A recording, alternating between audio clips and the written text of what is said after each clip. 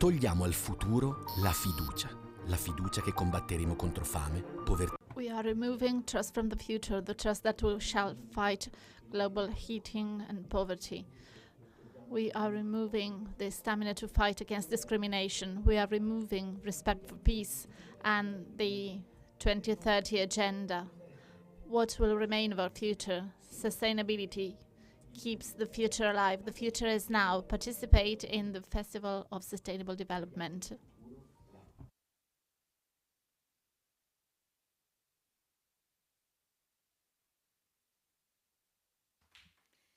Buongiorno a tutti.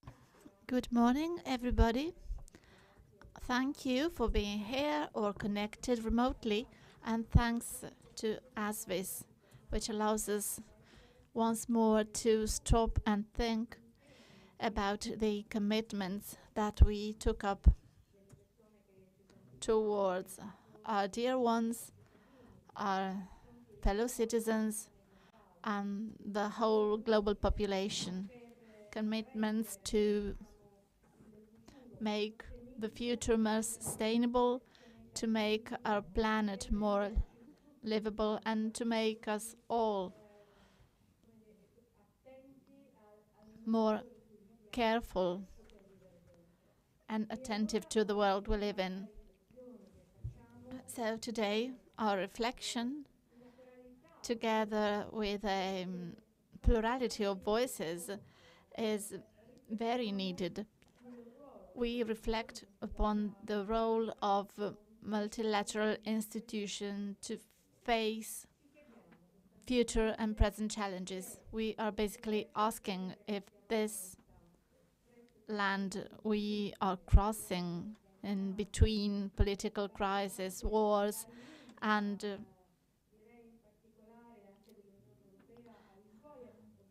the withdrawal of also of the European Union from ambitious goals.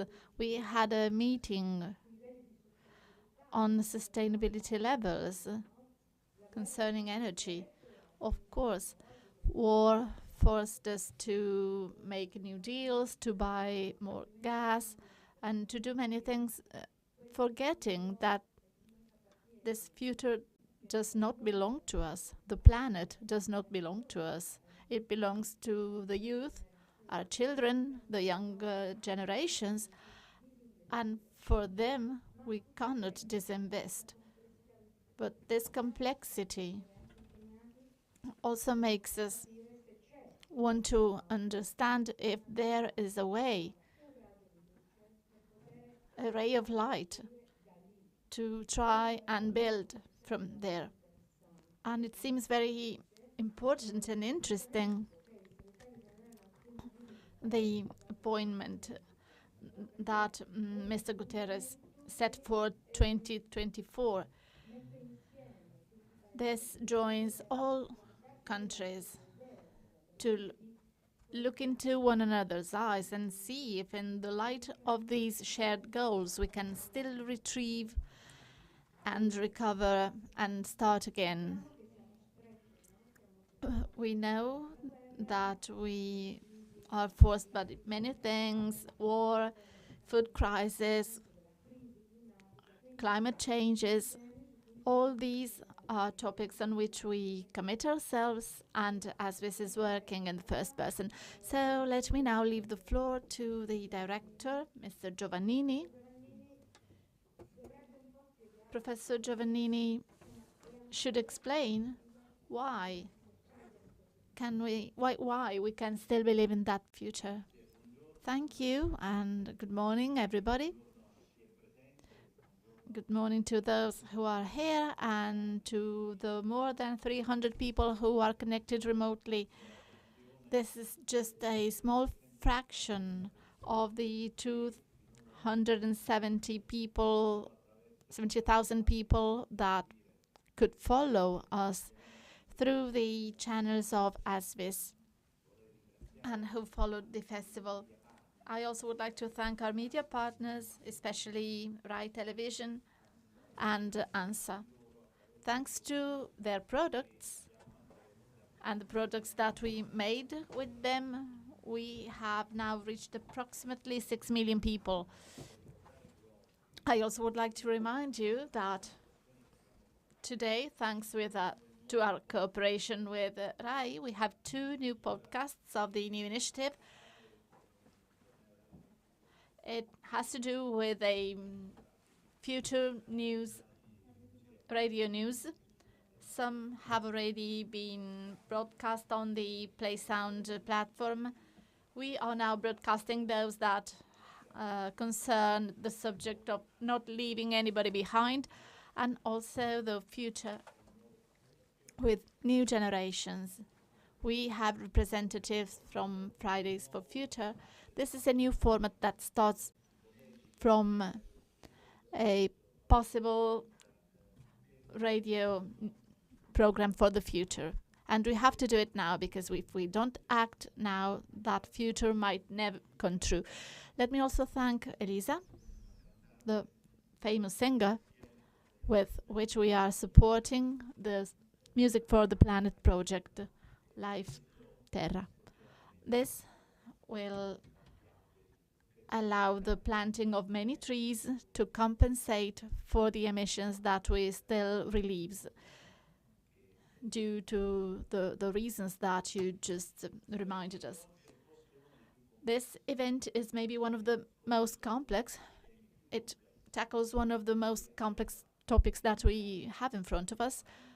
And not by chance do we have the speeches of 2 ministers, a European Commissioner and the Executive Vice President, Mr. Timmermans, who is in charge of the Green Deal. And with this responsibility, he had to face all the topics that we mentioned before. We are already connected with Mr. Pichetto Fratin, our minister, and we will open the speech with him. Why did we pick this topic? The pandemics before and the Ukraine war after, and then the energy crisis and many other phenomena are really impacting international politics. It seems that we are running out of that momentum and that push towards multilateralism that the 2030 agenda implied, approved by 170 countries. That was one of the main points after the Paris agreements and the Addis Ababa agreements on aid to development.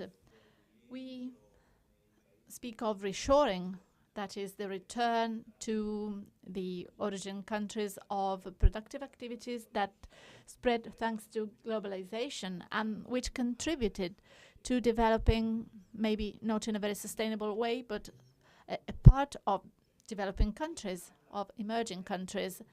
We also speak of friendshoring. Not only do we bring production to the homeland, but we take it to countries that are our friends. So there is no risk of great geopolitical changes. We also speak of conflicts between great blocs, China, the US, Europe, and also of the disagreement that emerged in recent COPs, where international cooperation came to a halt and it slowed down great decisions concerning climate changes.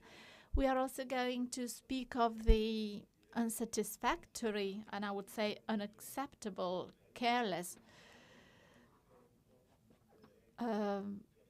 by countries that are not attending the rules that we decided, like the allocation of 0.70% of the public expenditure to an aid for countries that are lagging behind, not to make them make the same mistakes that we made. Sorry if I am too abrupt, but they should not apply a development model that was generated in the West and that we are now trying to change.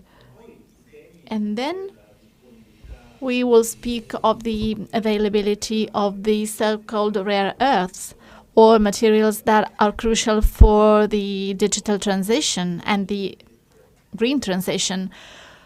A lot was said on the limited availability in some countries that are already influenced by geopolitical areas, not in the western part of the world, as to the batteries that are necessary for electric cars. And we are maybe forgetting that the most grounded field is the one of digital devices, and nobody wants to give them up. So you can see that these topics go beyond the question of sustainable mobility transition. We also have another very important topic concerning the attitude that some countries, that some regions are having, and that makes democracy go back. Recent reports by international organizations show that the number of dictatorships and autocracies is increasing, but also in countries where there is no such regime officially, the legislation is limiting press freedom and the action of non-governmental associations. So, and that is a crucial element of our democracy, of all democracies. So we have a whole set of problems that are increasing and generating a race to armaments and an allocation of funds, an unprecedented allocation of funds to buy weapons. That is very worrying, not only because it takes funds away from other needs, but it also marks a change of mindset in the political powers around the world. We won't be able to tackle all these topics today, but as you were reminded before, we will have important appointments this year and next year. And we will have to take stock of that and understand where is Italy. How does Italy position itself there? Let's start from the summit of state leaders that will be held in September on the status of the 2030 agenda.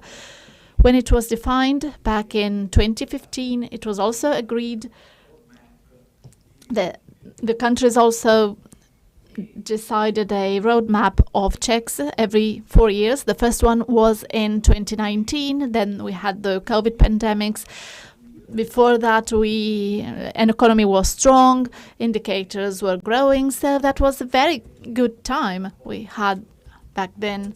If we check the report by the Secretary of the UN, it was very positive. This year we will have the second pit stop of checks, and it will be done by state leaders.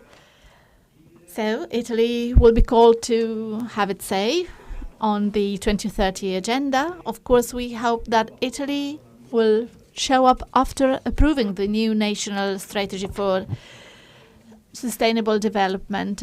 It should be ready, and we will later maybe ask Mr. Bicchetto Frattini when we will have it. So I see he is already connected, and I thank him for his participation and commitment on those topics. When do you think that this strategy will be approved? Then the Italian presidents of G7 will also start, and it will last until the following year, October 2024, when we will have the future summit designed by Mr. Guterres. Secretary General of the UN. And then in our Common Agenda report, we can read important ideas, very relevant ideas that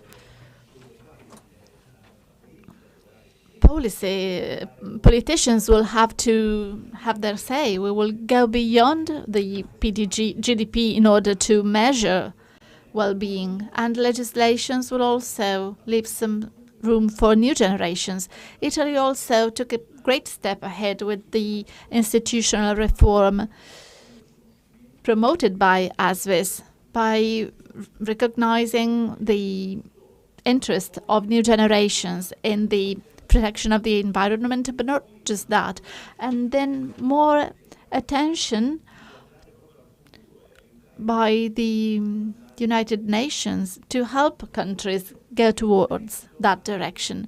So we really should read that report, also because it will become the basis of debates, and some have already started. So it is crucial to understand where Italy stands on that and how it is going to work with the G7 to maybe express a common position in that summit.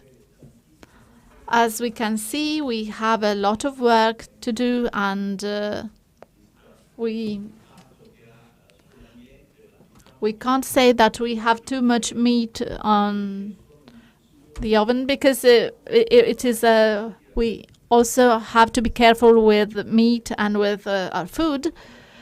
We will also hear from Mr. Tajani, the Italian minister, and I hope that this introduction of mine showed why we are starting this journey in Milan. And tomorrow we will have more appointments on these aspects that are crucial for our future. Thank you.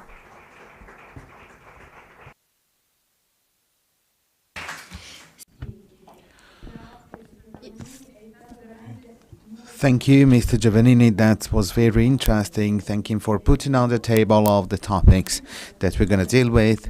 And one of the first, this question would be immediately directed to the Minister. And we are all curious, Mr. Minister Pichetto Fratin, if you have a plan for G7 summit and if you have a report that is already there. Can you hear us? You cannot hear us.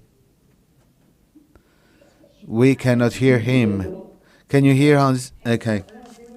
Should I repeat the question then? I can see you frozen by the time being, and let's see if we can start over again. Okay, I'm gonna repeat the question. So, considering the introduction by Mr. Director, Mr. Giovannini, how do you think you can respond to these questions? And specifically, can you tell us if the plan for the G7 is ready, and what are the priorities that Italy would like to put on the table for this very important event that is going to last 1 year? The G7, the Italy-driven G7 is not something. It's not an easy deal. Well, we can. There's a connection problem.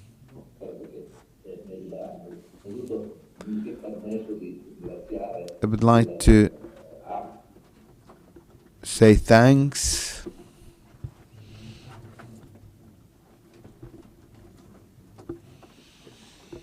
Al Ministero con la sua conoscenza. I think naturally I can hear my own voice.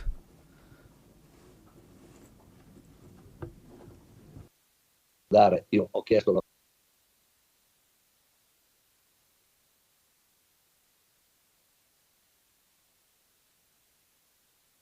definendo, peraltro si incrociano con la These also there are the different paths that need to be taken towards the target that were decided.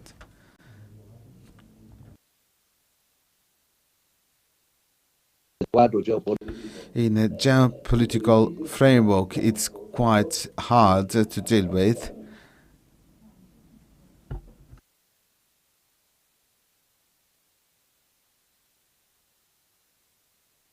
Stiamo cercando.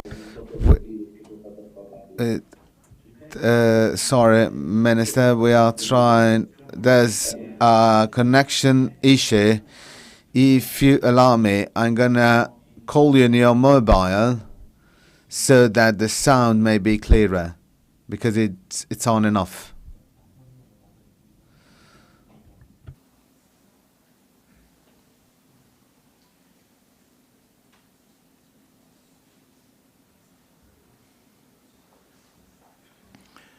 Sto chiamandoti. I'm calling you.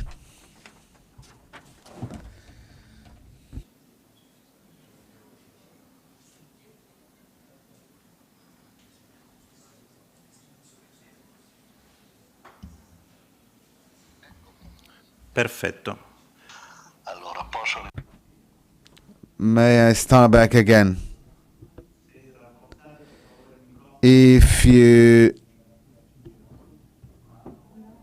raise the volume of the mic, thank you. So, I would like to say thanks to Asvis once again, and to you, Enrico, not just for these initiatives, but for the support that you are personally providing for this common cause that we are trying to to bring forward. So, considering the Agenda 2030 and the 17 sustainable goals, and considering 169 sub-goals that we have to take into great account, but the 17 goals are the great ideals, but these great ideals must be persecuted with strong will. Regarding the specific question I ask that this was summoned urgently. The seat was summoned urgently in order to discuss what are the actions to be taken, and I trust that and I believe that Asvis will provide all the necessary support for this action that must be taken. I would like to make a personal statement. I believe that the geopolitical picture has changed, and we have to keep it real, and so we have to see where we have made progress and where we have lagging behind. So most of the time we're thinking about an Italy that is lagging behind for some specific aspects, but considering your introduction, that I appreciate that very much, and I've listened to, well, the meaning of that introduction is that the whole planet is lagging behind, from the environmental and the social point of view, because the environmental topic is a social topic. Basically, when we think about all of the damages that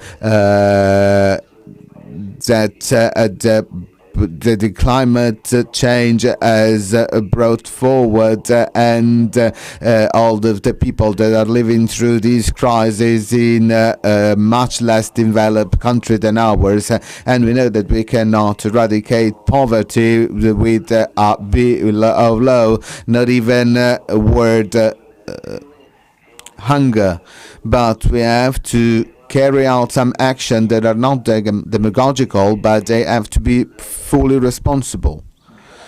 And so the responsibility card, it must be played by this agenda, UN Agenda 2030. So the starting point that Enrico, you mentioned, starting from 2020 2015, some important items that are starting from the Papa Francesco document, Laudato Si, that the agenda that was approved by the United Nations and the Paris Treaty that set the limit at 1.5 degrees more in the overall heating of the planet.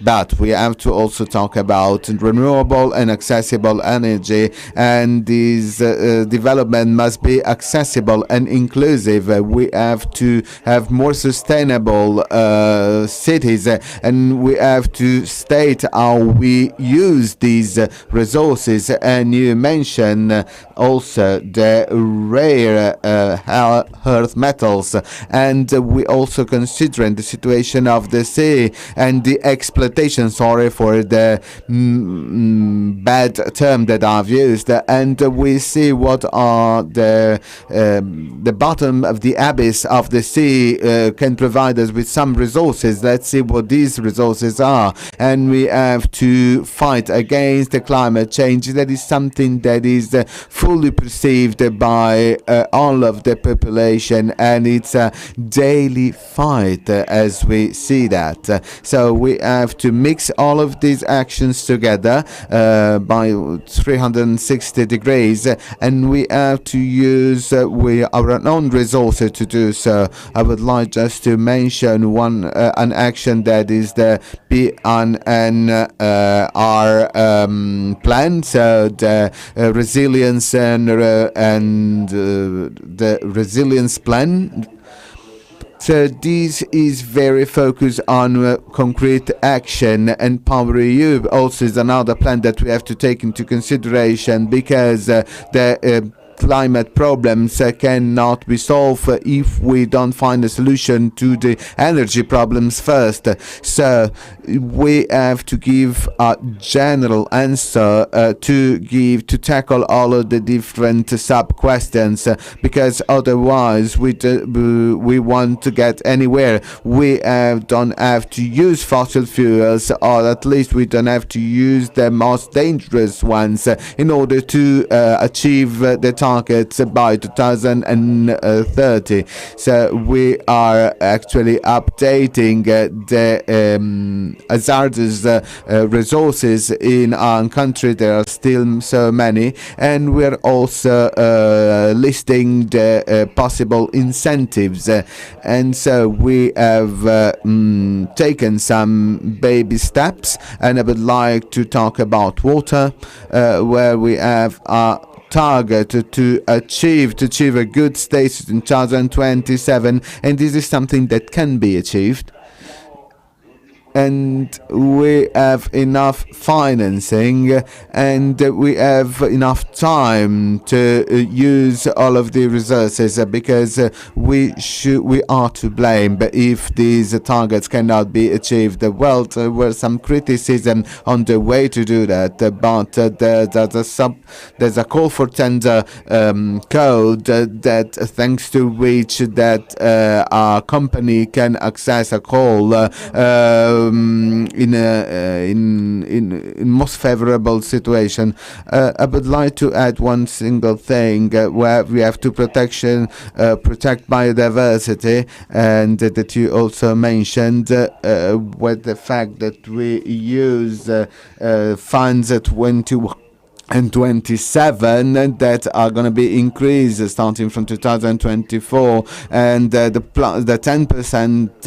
10% will be added to that, and we must commit all together, and we cannot postpone this commitment, otherwise our planet will not be properly preserved, and we cannot leave this planet in a worse condition than the ones we had it.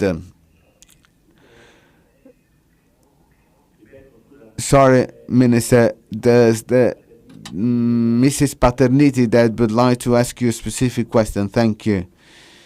See, please, go ahead.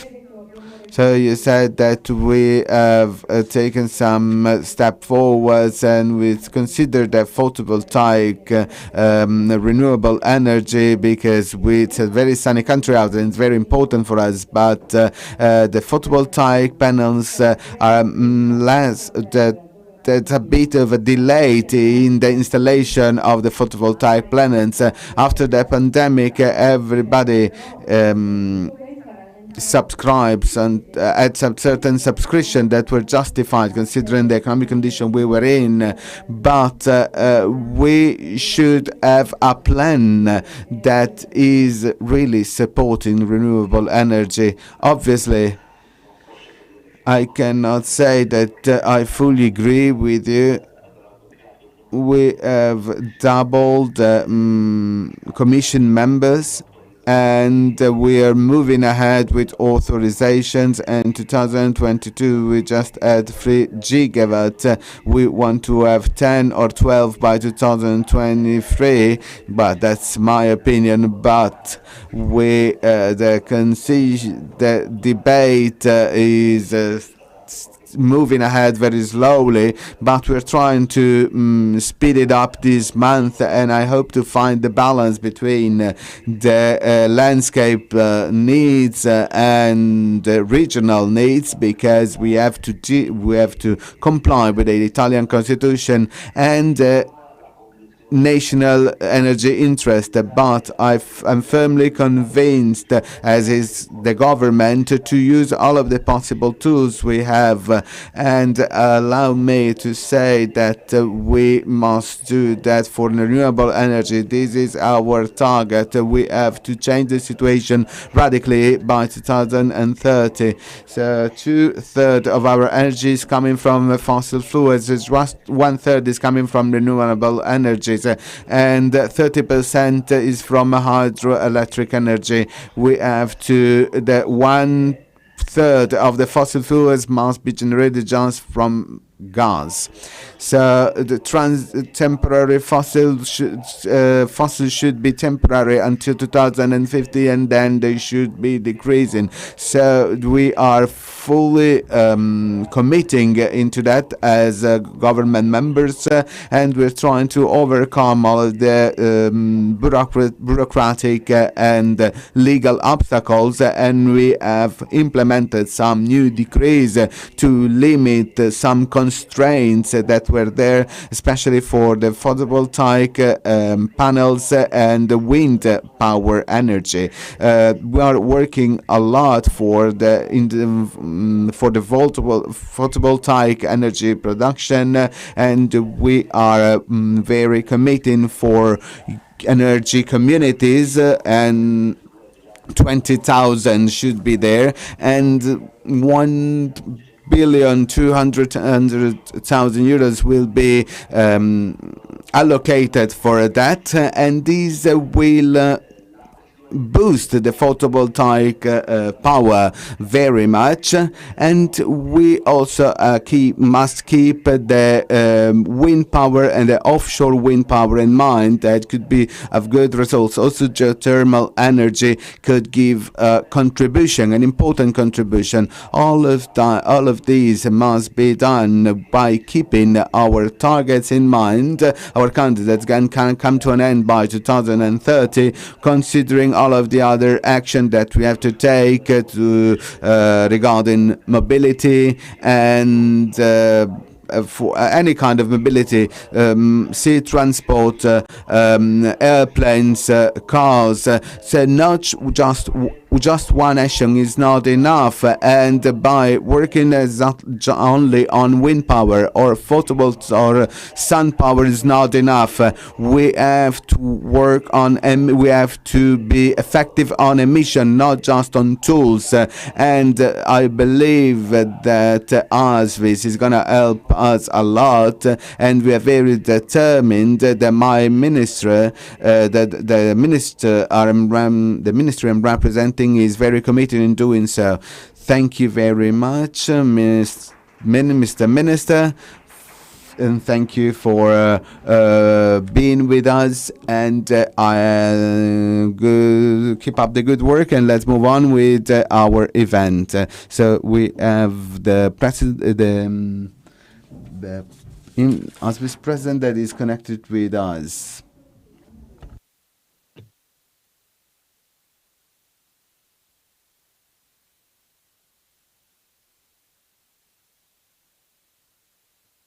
Ecco, non mi avete sentito, forse neanche. Here we are, sir. Maybe you didn't hear from me, and he did not either. Oh, did you? Great. So thank you for participating in this event. With you, we are going to enter one of the other topics of the day, that is the role of international bodies, and to see if there's still room for a multilateral action. The feeling is that, and everybody said that, we mentioned G7 before, so I am not discovering anything new. The feeling is that in the last few years, a lot was developed concerning international relations, and financial formats were developed, but everything that concerned rule of law and the people's right with the UN remains sort of frozen. It didn't grow. So there are maybe some spot actions, but there's a difficulty in designing things that would be necessary and seeing ourselves as a beating heart that moves thanks to everybody's contribution. I'm speaking of everything that concerns a global action. So we would like to ask you, do you think that nowadays in international actions, in international institutions and European institutions, there are some margins? Can you hear me? I'm sorry, I can't hear. Your voice comes and goes. Yes, yours too. Try and speak, otherwise we will do the same that we did with the minister. We can have a telephone connection in order to listen to you and see the video at the same time. Let's try. Can you please try and say some words? No, we can't hear. If you now answer the phone.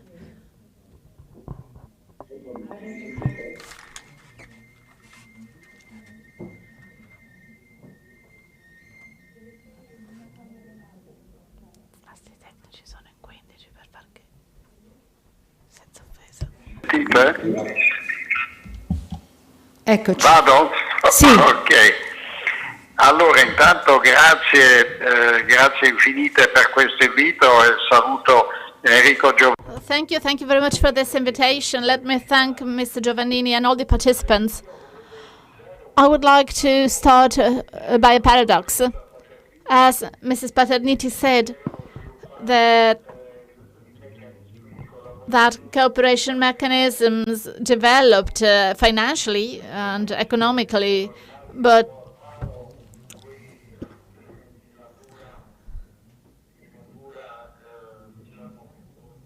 political mechanisms remain frozen, or value mechanisms are lacking. But actually, what's happening is something different nowadays. Also, multilateral financial mechanisms at the moment are coming to a halt in a world that was geopolitical and securitarian. Decisions are more and more made by governments based on a security logic more than based on convenience, financial convenience. And this is one of the aspects that also feature multilateralism today. What I actually wanted to raise concerning this point is basically 3 points. The first is that our international context is a place where there's no clear power, not even superpower, that are able to rule and to face all the items in the global agenda. So the world is fragmented. Threats are manifold, and we have some that are typically geographical. Just think of the Ukraine war. Threats also concern the management of consequences of deglobalization. They concern functional geography, so relations between faraway countries due to the debt blackmail sometimes. And these threats are potentially existential crises if they are taken to the extremes. Just think of the conflict between the States and China. Just think of the future of our relations with Russia, and so on.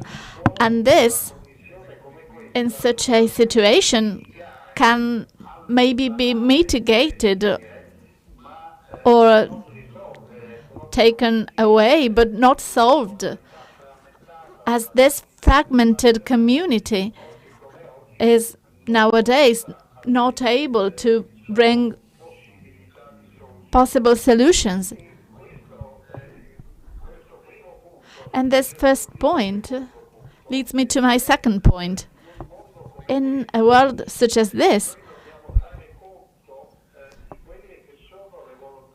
we must also be aware of what the will of a government is.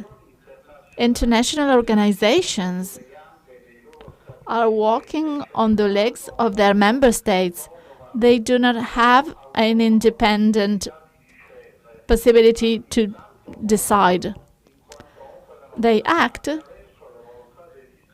by means of the decisions made by countries, and such a fragmented community will not be able to make use of the multilateral tools to solve the conflicts that we have at hand. It can't really profit by its tools. So multilateralism nowadays is not perceived by governments as the preferred tools to solve conflicts and manage crises. This applies to great global multilateral tools, be them the UN or the great COP conferences on the environment. But it is also true for European institutions. We have a strong hub of will that was useful to manage the COVID, but it is not going to support the same type of development concerning foreign policy in the EU, not even in front of a fierce war in the center of Europe. And this leads me to conclude that the future destiny of Europe is, unfortunately, in my opinion, in the hands of governments and countries, and especially the main governments, and not really in the hands of the institutions as such. As I said before, they are based on the will and commitment of the countries. But my third point is going to mitigate the pessimism of the first two. We are anyway in a condition in which governments are faced with the same problems, be them the management of artificial intelligence and the exponential progress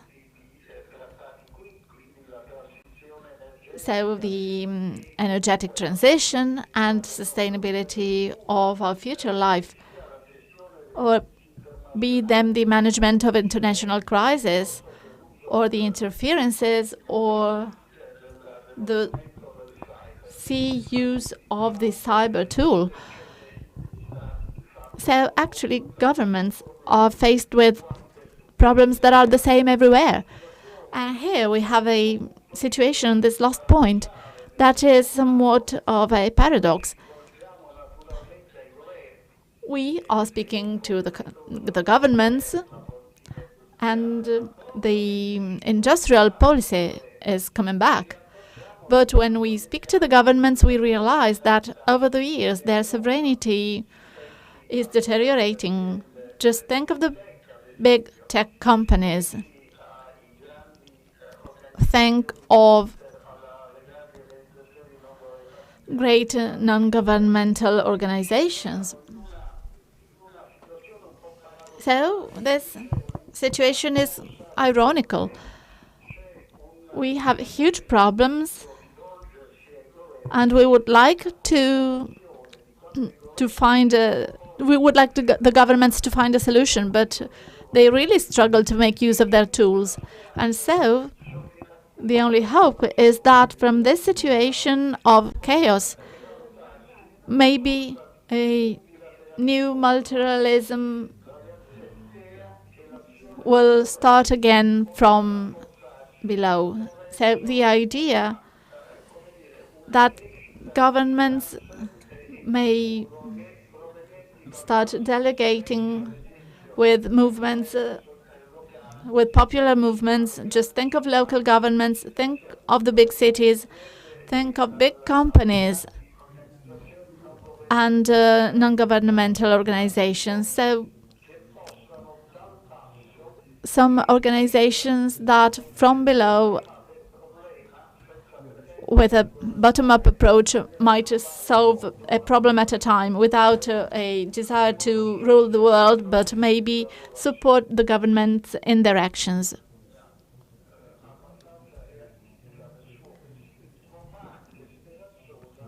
So I am still pessimistic, but I still hope that maybe from below some organizations can do what centrally governments can't do.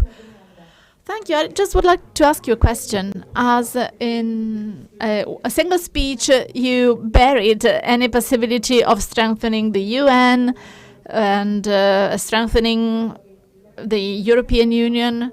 What I see is that popular movements are the only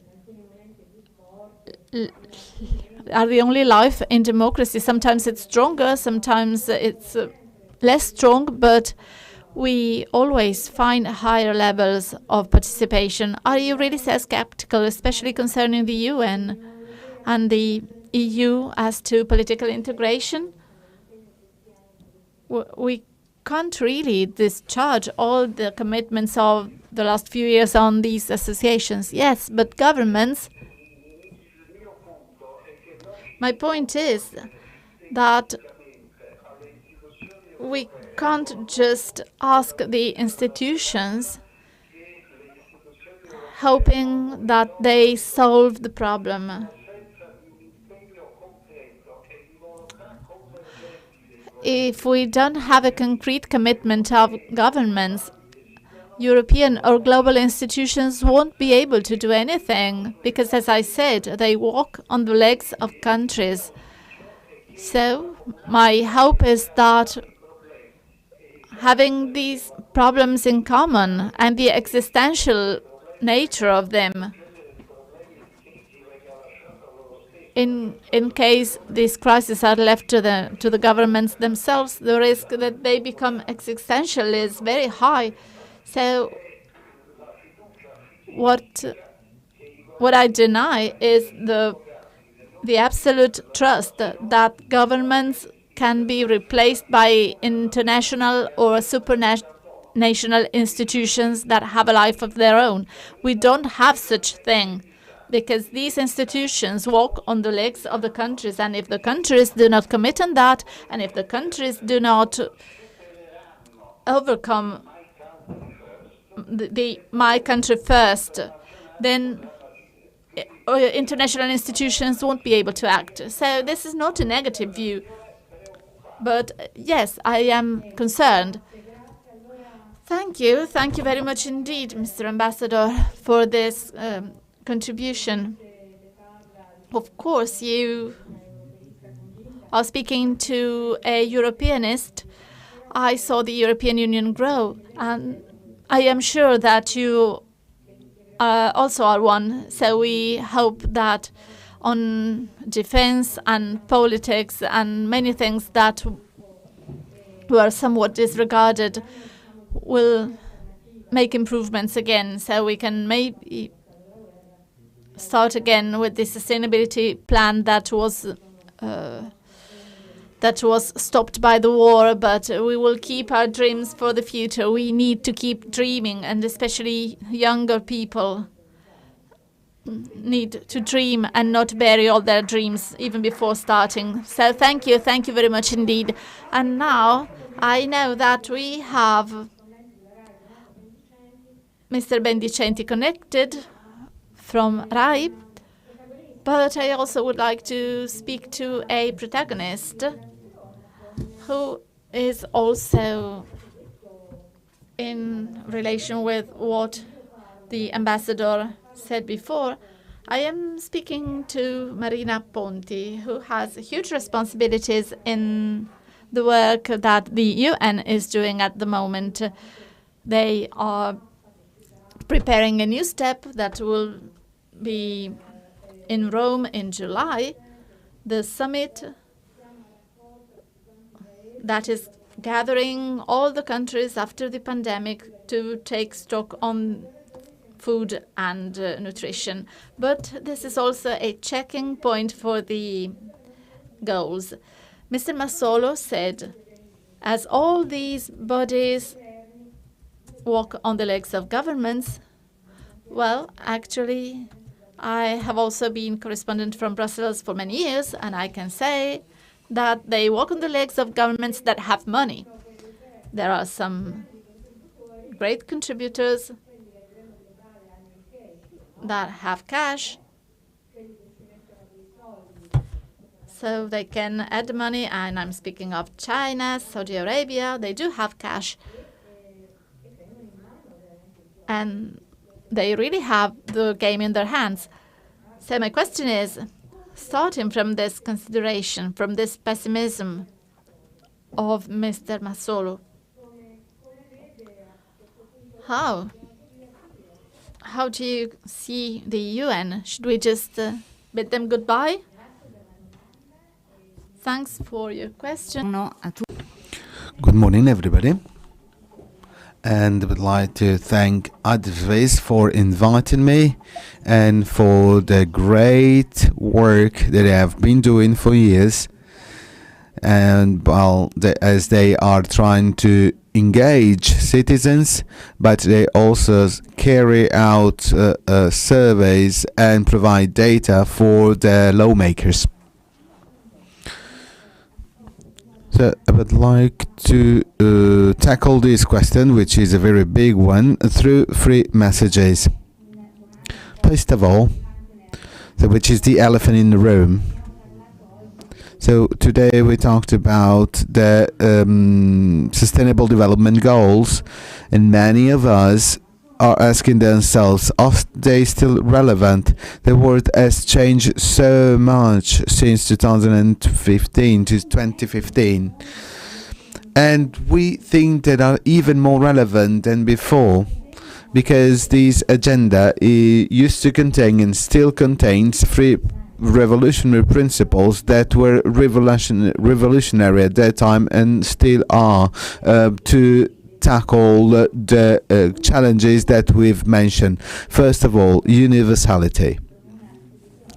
So what that's a different stance from the one from Mr. Massolo. This agenda started from the assumption that, first time in the United Nations there's a universal agenda to what everybody is committed in. So there are some certain commitments for certain countries and other for other partner countries. But we've realized that the real causes for inequalities should be tackled all over the world, but each and every country, and specifically the challenges and the citizens' challenges and aspirations are the same. So programs and progress must be in everybody's agenda. And second point, interconnection, interdependence. So Agenda 2030 has left behind what is called the silos approach, as to say the sectorial approach, and we've seen that with the pandemic, where the health emergency became a mobility emergency, educational emergency, a security emergency, and we can see how the crisis develops and how the solution can be found. And as in the case of the pandemic, we cannot just face a pandemic from a health and medical point of views, and forget at the same time security, schools, mobility. So this interdependence is something that is absolutely key today.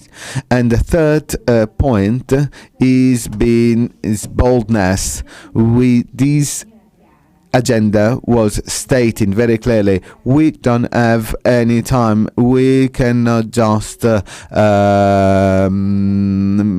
some little implementation and education on the health system, but we have to intervene in the systems, the food system, the production systems, the systems that are making our society develop.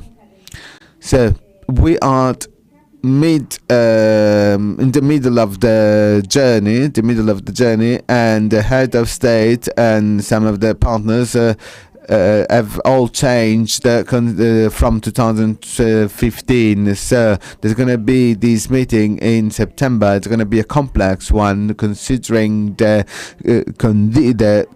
geopolitical situations of the world. So it's got the target to reassure the commitment at the head of state level. Last Thursday, the first draft of the political declaration was published. This political declaration is now in the hand of the member states that will start the negotiation. They may improve it or make it worse. This draft contains many important commitments. If these commitments are confirmed and signed in September, will be a glimpse of hope. We're talking about the will and the commitment to increase resources for these goals, and there's going to be a session about it after this one, and more than 50 countries this year will be declared, will state they are in default if no measure will be implemented. And we are talking about the fight against illegal incomes. We talk peace is also mentioned, the fight against inequality is also mentioned, and this is one of the biggest challenge for each and every society. The climate is mentioned, biodiversity is also mentioned, and so all of the commitments that were taken in Paris are reconfirmed. And it was already mentioned that it's important to change the financial architecture worldwide that was established in the aftermath of World War II, which is now obsolete. And we also invite to multilateral reform process that is absolutely key to make the system, regardless of the political will, to make this system more effective for these contemporary times. And we also talk about, and the future meeting is also mentioned. This meeting that will be held in 2024. This conference will be successful if this first conference in September will bring about some results. I would like to stop you midway because there are so many challenges within what you said, and I would like to focus on the European Union and Europe, considering what you've just said, and I would like to understand how the European front would like to tackle these challenges, but I would like to focus on the European situation, as Mr. Bendicente was saying in the past, that is connected with us, that are we moving backwards, considering our goals used to be on one side because of the wars, because of the different players playing on the worldwide chessboard, or also due to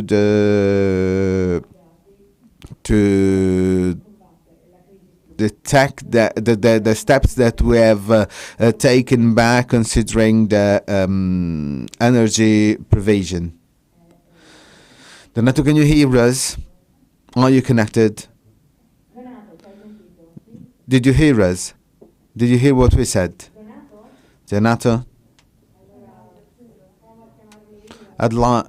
Should I call him?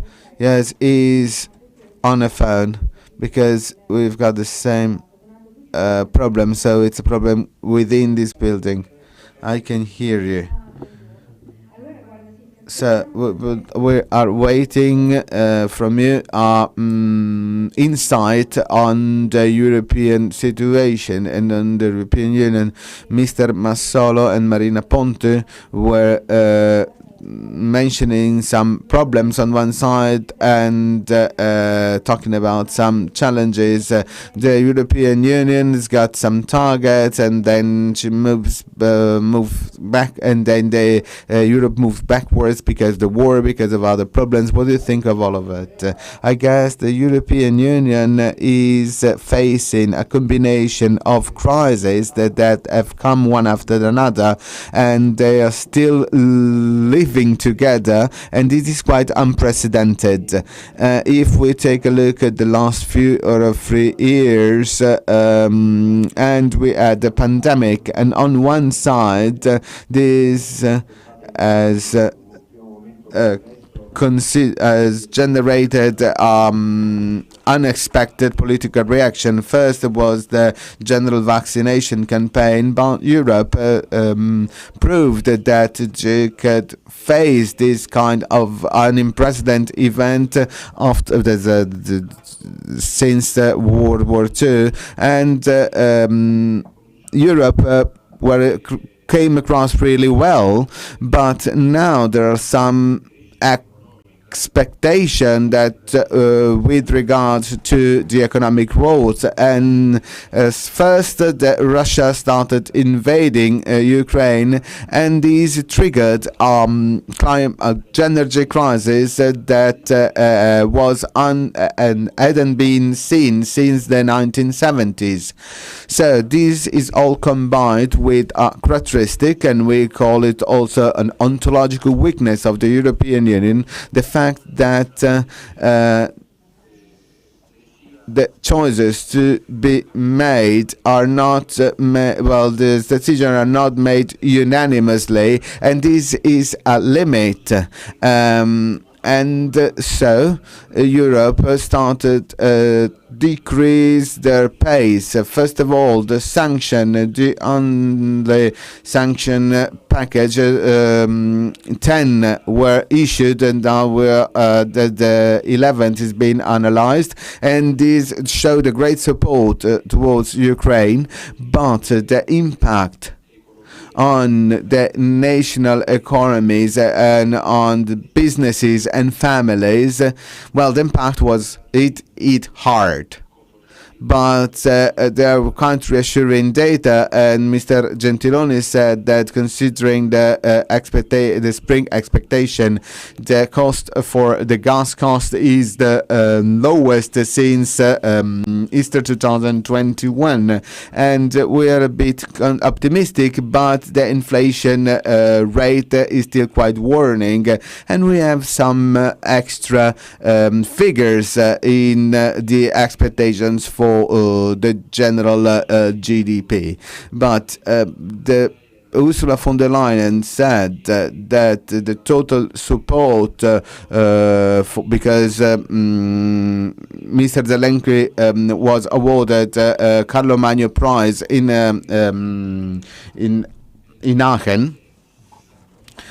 And this got an important historical meaning, and it implies some cost as well. That is support to Ukraine, and in order to come back to your question, considering that the European Union is a supranational system that is influenced by endogenous and other more inner elements.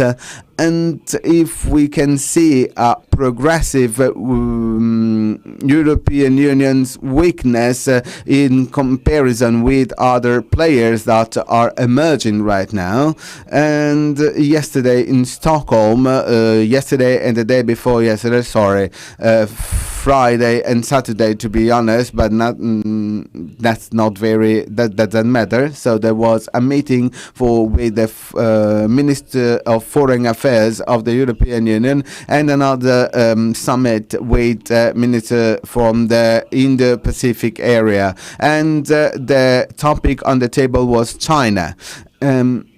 From considering about energy system and from the political point of view, now there are some important Western players that have joined their forces once again.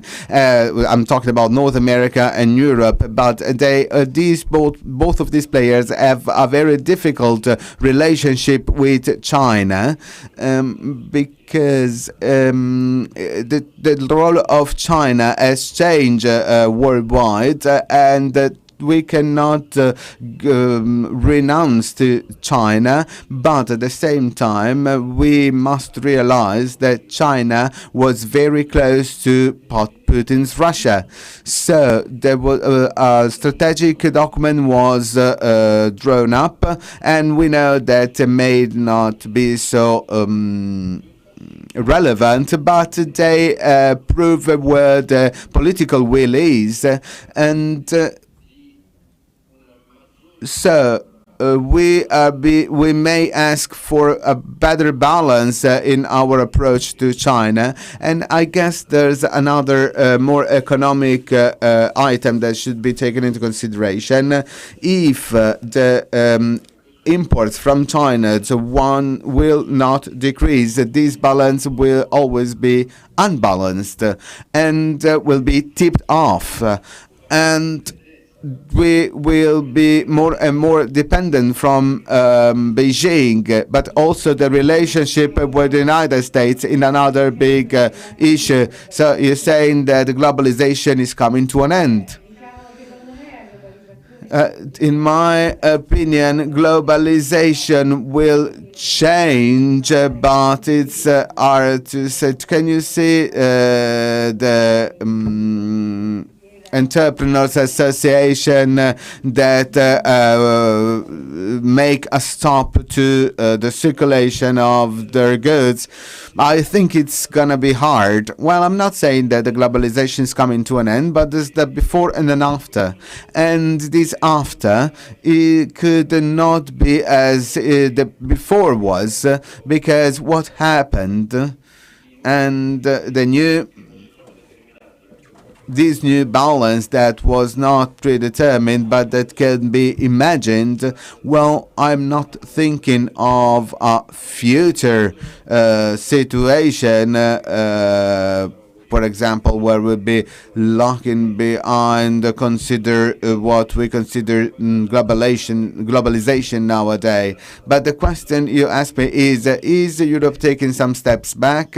Europe is trying to protect itself, and when you play in defense, you are trying to take some step back. So in the short and medium term, but because it's this globalization, we don't really know if it's coming to an end or if it's reviving again, but we have a really short time to think about it. But in the short and medium term, Europe will find its own space that has never been lost, but if we can protect and claim that space more strongly, that depends on its policies and by the possibility to remain united.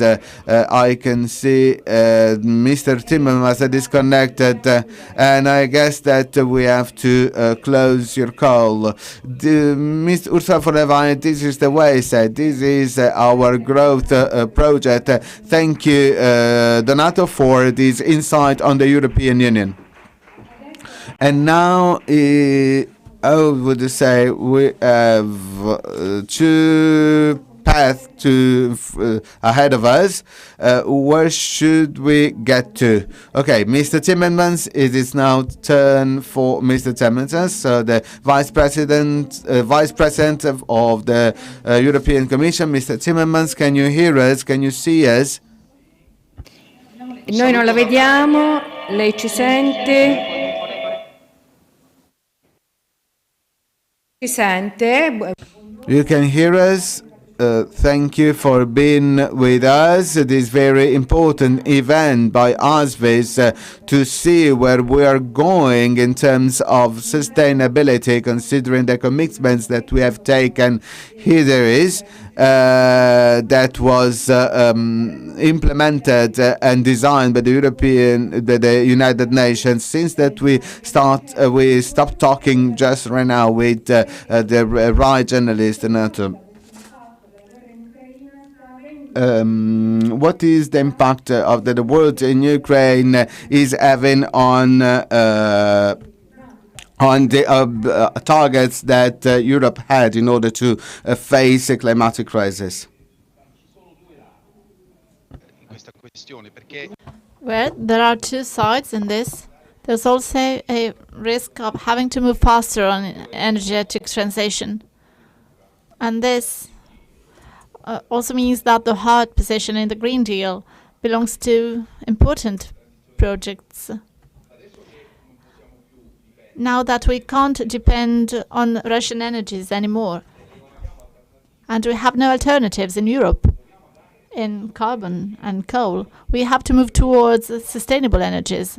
And this will go much faster than before. We saw last year we saw an increase in photovoltaic by 40% in Europe in 1 year. These are changes that are quite radical. On the other hand, there's also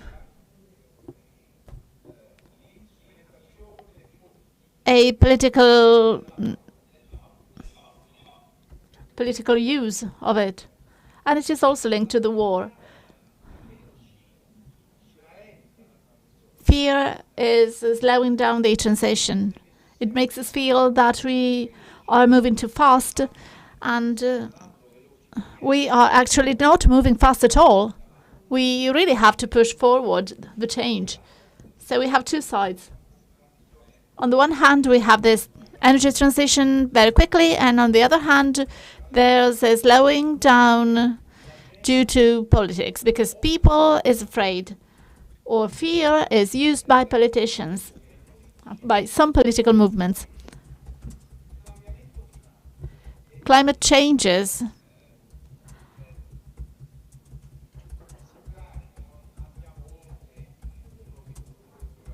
and policies that are necessary not to go too far with it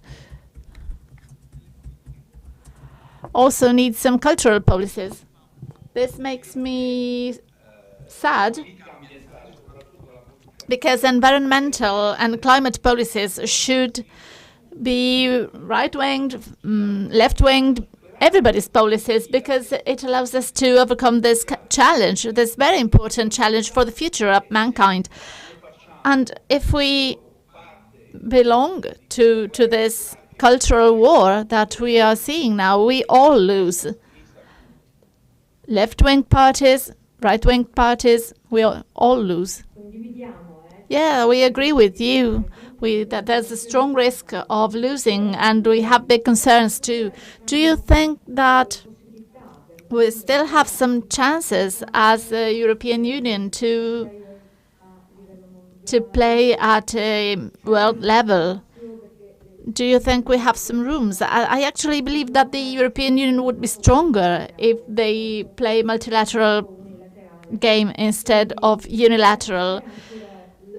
So do we still have a chance to retrieve some space?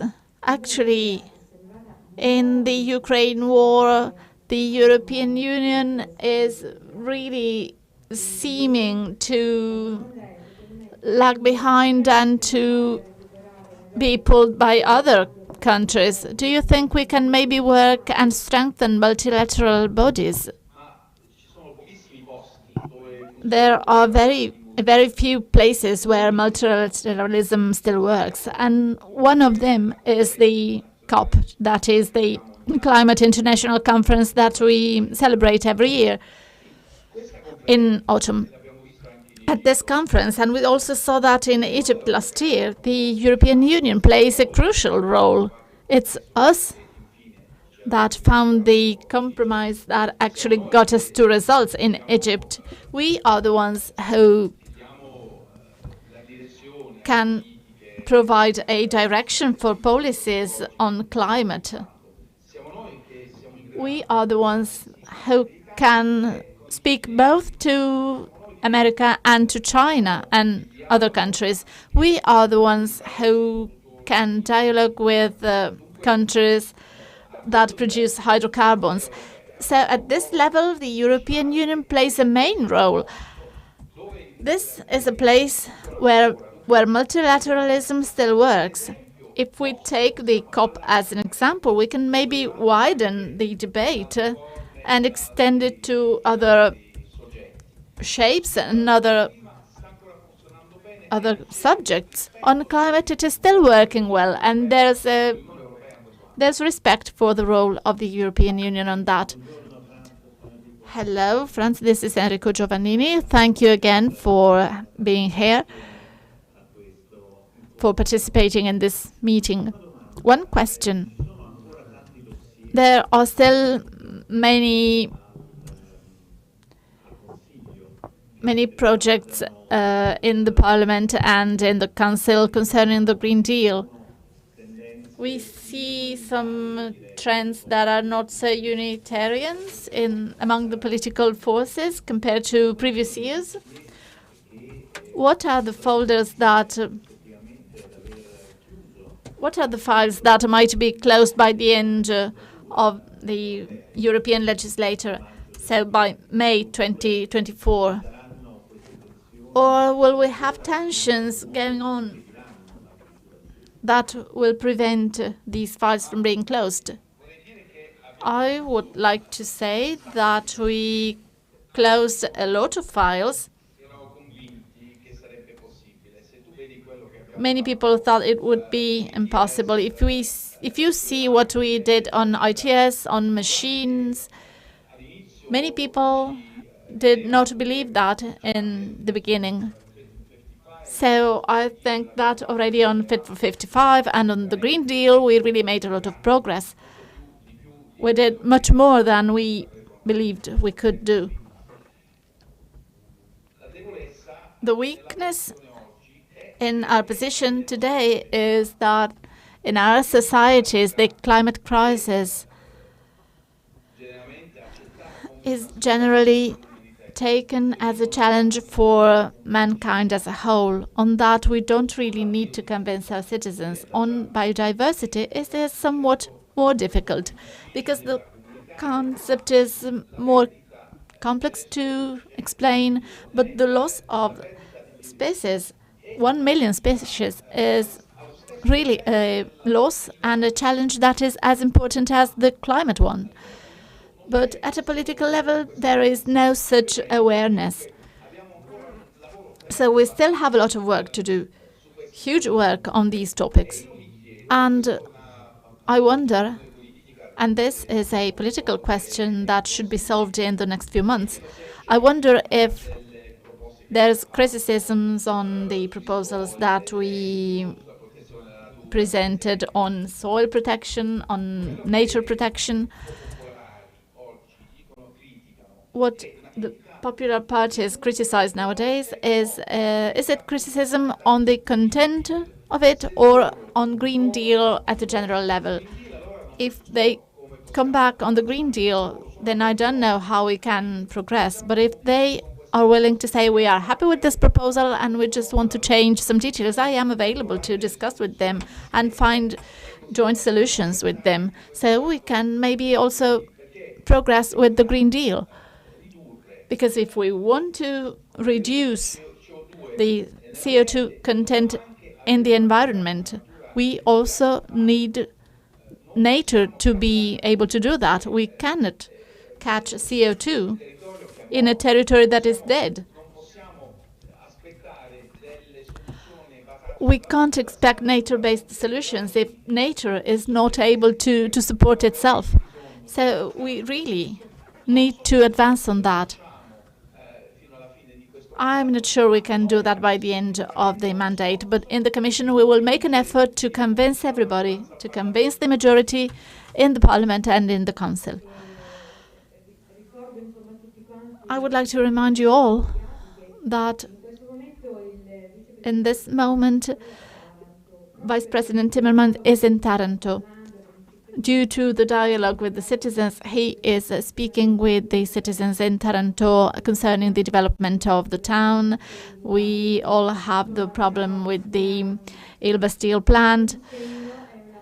So this is a signal that Europe also can make a political action, really catching the will of the citizens. And with this, we will conclude the questions for Mr. Vice President. Sometimes from Europe, we also get contrasting signs. The fact that the Commission allowed the use of the money for Next Generation EU in Italy for weapons seemed like a denial of future. This is actually the opposite of what we wanted to do. But concerning development, and we will have a focus on that,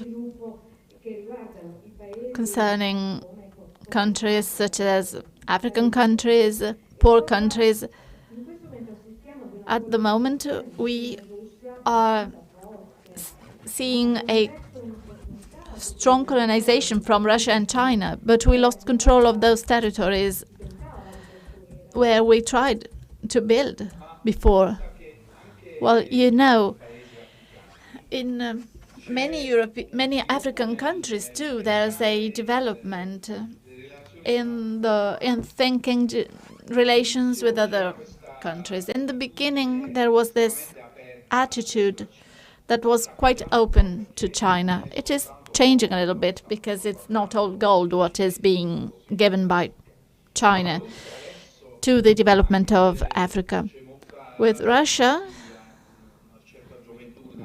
despite young people in Africa admire Putin because at least he is able to confront the United States and Europe.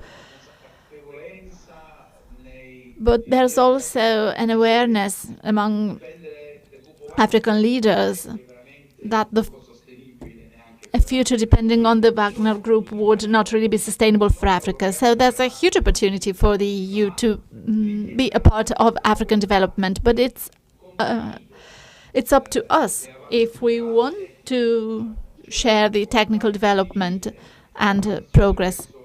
We want to share the transition towards renewable energies.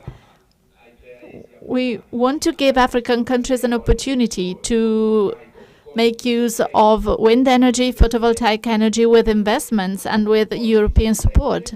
We have now 600 million people in Africa that have no access to electricity.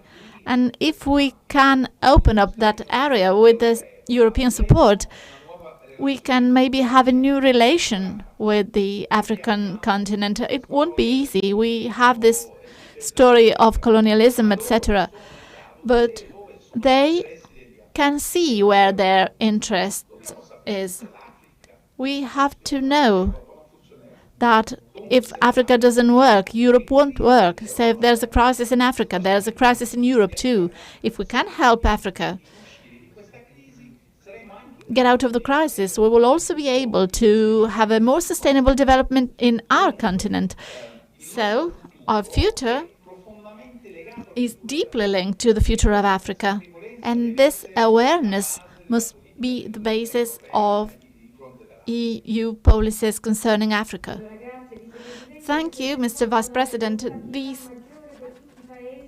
This is more responsibility for us towards the countries in the Mediterranean area. We have a tradition and relations that can help us. So a lot can be done also in our country. Thank you for everything you're doing and for being with us. Thank you, and greetings from Taranto. Greetings to Taranto from here too. So now we can maybe go on, or do we want to see other two scenarios in the world to then close with the position of the UN? Probably the two videos of the two correspondents are replying the same questions. What are the global challenges? I would like to start from Claudio Pagliara from the US or Marco Clementi from China. They were quoted as important players in the international scenario. They will tell us what the current challenges are and what they imply as issues. So let us go to the US with Claudio Pagliara.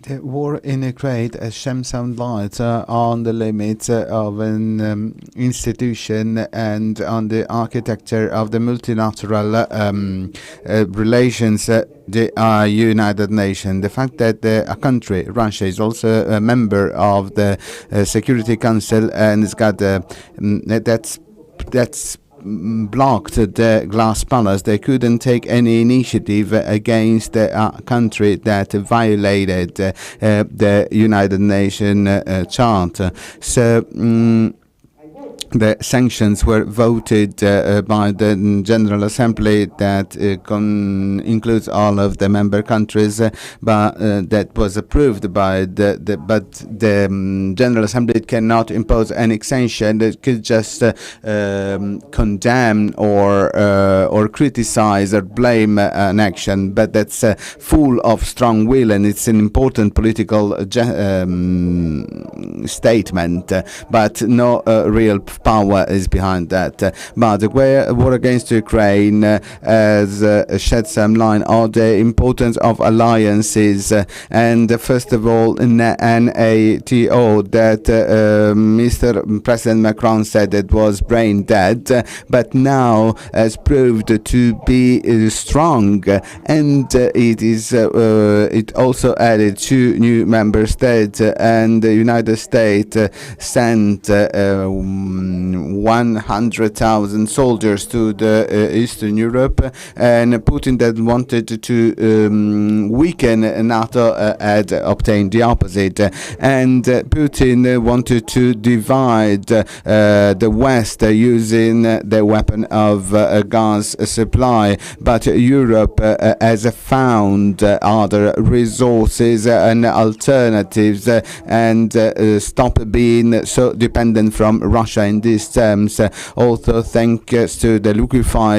to the American liquefied gas. So the islands are very important, that are based on the same values, the values of the democratic countries. The importance of these alliances is before everyone's eyes, and also something is happening with economic globalization. A pandemic has speeded up something that we call deglobalization. Obviously, there's not going to be a complete separation between the West and the East. China specifically is too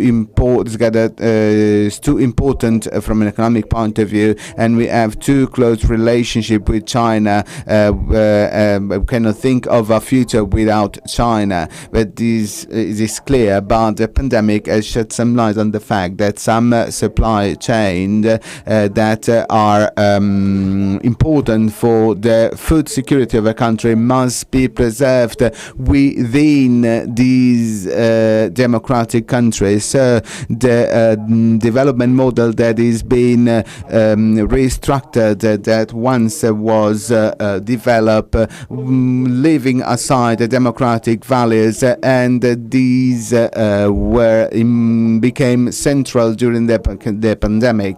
What is the USA doing? Thanks to the infraction after the Biden administrations had put forth, had allocated hundreds of billions of dollars to have the most advanced production within the United States territory. There are incentives for companies that move back to the United States, and this process must take into account of the need to fight against global warming that is considered as an existential threat by the Biden administration. So the resources that were deployed are connected to a transition towards the green economy, and a great importance are having also renewables and electric cars, and important funds were allocated on that. So the multilateralism and globalization crisis have proceeded hand in hand, and they are raising questions on what the future will be once the war in Ukraine will be over, the future of international relationship, because we all know that China may decide to do the same with Taiwan, and obviously that's gonna be very dangerous, because these may force the United States to support this island, because the trade in the South China Sea are too important to imagine that China could be the only ruler in that area. And so the recent fact have stressed the importance to preserve the alliance between democratic countries that are sharing the same values and the same economic rules. Thanks to Claudio Pagliara from New York, and now Claudio Clementi from Beijing. Hello from Beijing, and thanks for having me. I ought to say that when Giuseppina explained the topic of my speech, she told me you have to speak of the main geopolitical challenges for China. Well, and try and see if there is margin for a multilateral action to solve them, and then decline it militarily, politically, and maybe also mention the climate crisis, and see if China is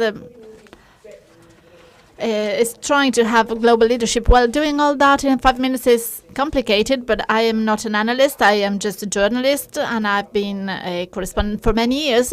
I am trying to do that from this part of the world now, where it is difficult but not impossible. So I'm going to tell you about my experience concerning these topics. Let me start from a key date. Let's take a few steps back and move to October 2022. The 20th Congress of the Communist Party in China. Let's start from a picture. the 20th Congress of the Communist Party, that is called the Red Meeting, which gave the third mandate of Xi Jinping as the general of the state party, and also for the third time as a president of the People's Republic of China. But there's a picture, this. Let us look at this all together. The predecessor and the General Secretary of the Communist Party and President until 2012 was physically taken away from the 20th Congress of the party and taken away in front of the cameras. I was there in the big room of the people, and I remember that I was really stricken by the coldness of the front row. Nobody turned their heads to see the president being taken away. And then they said that he had a physical problem, he was not feeling well, but that really is the consecration. That was the most powerful man after Mao in China. That date is a symbol. Before the Congress of the party, China was locked down. It was until December, which meant that the borders were closed. I've been here for 2 years, and we had a COVID test every week. I had my pass on the mobile phone in order to do everything. COVID tracking and also negative tests. I was quarantined for 60 days last year, despite having 3 vaccines. That was China until Christmas, let's say, last Christmas. And then China opened up. There was the Omicron wave. It went away. We will never know how many cases we had, but from January, also borders were opened. And political activism started again. Xi Jinping participated in the Bali meeting. We were there with the Rai troop. There was meeting with Biden. And also the activism in the last few months. In May, the 3-day visit in Moscow, and then all political leaders came to Beijing. We had Scholz last year, and then the Spanish leader Sanchez, and then Macron, von der Leyen together. Then we had Lula. And also that phone call with Zelensky was mentioned. It only happened 1 month after his journey to Moscow last month. All these topics would deserve a conference of their own, but it is important to understand there's a new activism, a renewed activism of Beijing on the world political scenario. And also in Iran, negotiations started thanks to China intermediation. Are they looking for a solution for the political world crisis? Well, yes. The answer is yes. This is the view of China's president and secretary of the party, president of the People's Republic, and head of the army. He has this vision of the world. He thinks that China should become a new global pole, especially for emerging economies, for the south of the world. He refers to Lula from Brazil. He represents this in a strategic way due to the geographical position of Brazil, but also very clear due to the political view of Lula himself. So China wants to become the global leader. And how? What will this leadership be like? It will be an economic leadership, so it will use its power in a political way. And let me now introduce two political concepts, the de-risking and the cap. De-risking is avoiding the risks of a political dependence on China. This is the president of the European Commission, who said that we need to rebalance the relations with Beijing. It is easy for China. I told you before that we had several European leaders here in Beijing. They come to ask for more commitment as a mediator in the Ukraine war, but they also come for business. Macron, Scholz, Sanchez, they all came with businessmen, and Italy also will have to decide if they want to renew or cancel the memorandum that they signed with China in 2019. Italy was the only country of the G7 to participate in the Silk Way, which is important. And then we also have decoupling, that is a separation from an economical point of view. That is the position of the US. This position was actually denied by Yellen at the G7, the Ministry of Finance. We realized that this decoupling is maybe impossible, as anyway business is business, and China and the European Union have an interchange for more than $800 million. And despite everything that happens, including the spy balloon, had an interchange that was very, very high with the US. Many European leaders came. Last month, we also had Tim Cook from Apple. He visited the Apple store in Beijing. So this makes us understand how things are. Should this concern us? Should we be worried about this global leadership attempt from China? What margins do we have for a multilateral action to solve geopolitical crisis? Well, this is something that I leave to you, to your debate. Let me just remind you that in Vienna, a few days ago, we had a very important meeting between Jack Sullivan and Wang Yi, the head of Chinese diplomacy. In Beijing last week, we had a meeting between Bertz and the current foreign ministry of China, who had also been a Chinese ambassador in New York. So the States and China are speaking, are negotiating, and might also have a diplomatic action of China in Ukraine.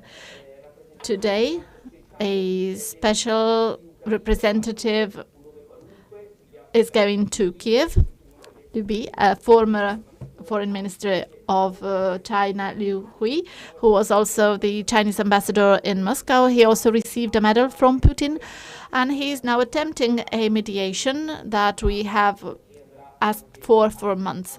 He will go to Kiev and to Moscow too. So the States and China are talking to each other. Blinken will come back to China probably, and maybe there will also be a call between Biden and Xi Jinping. So these are the topics that I'll leave on your table. In a few days, we will be there as Right Television to the G7 of Hiroshima. There is an elephant in the room of G7 in Hiroshima. It will be a Chinese dragon. And all these topics will also make the object of those discussions at the G7. This is all by myself. Thank you again for having me, and greetings from Beijing. And ni hao. Have a nice day.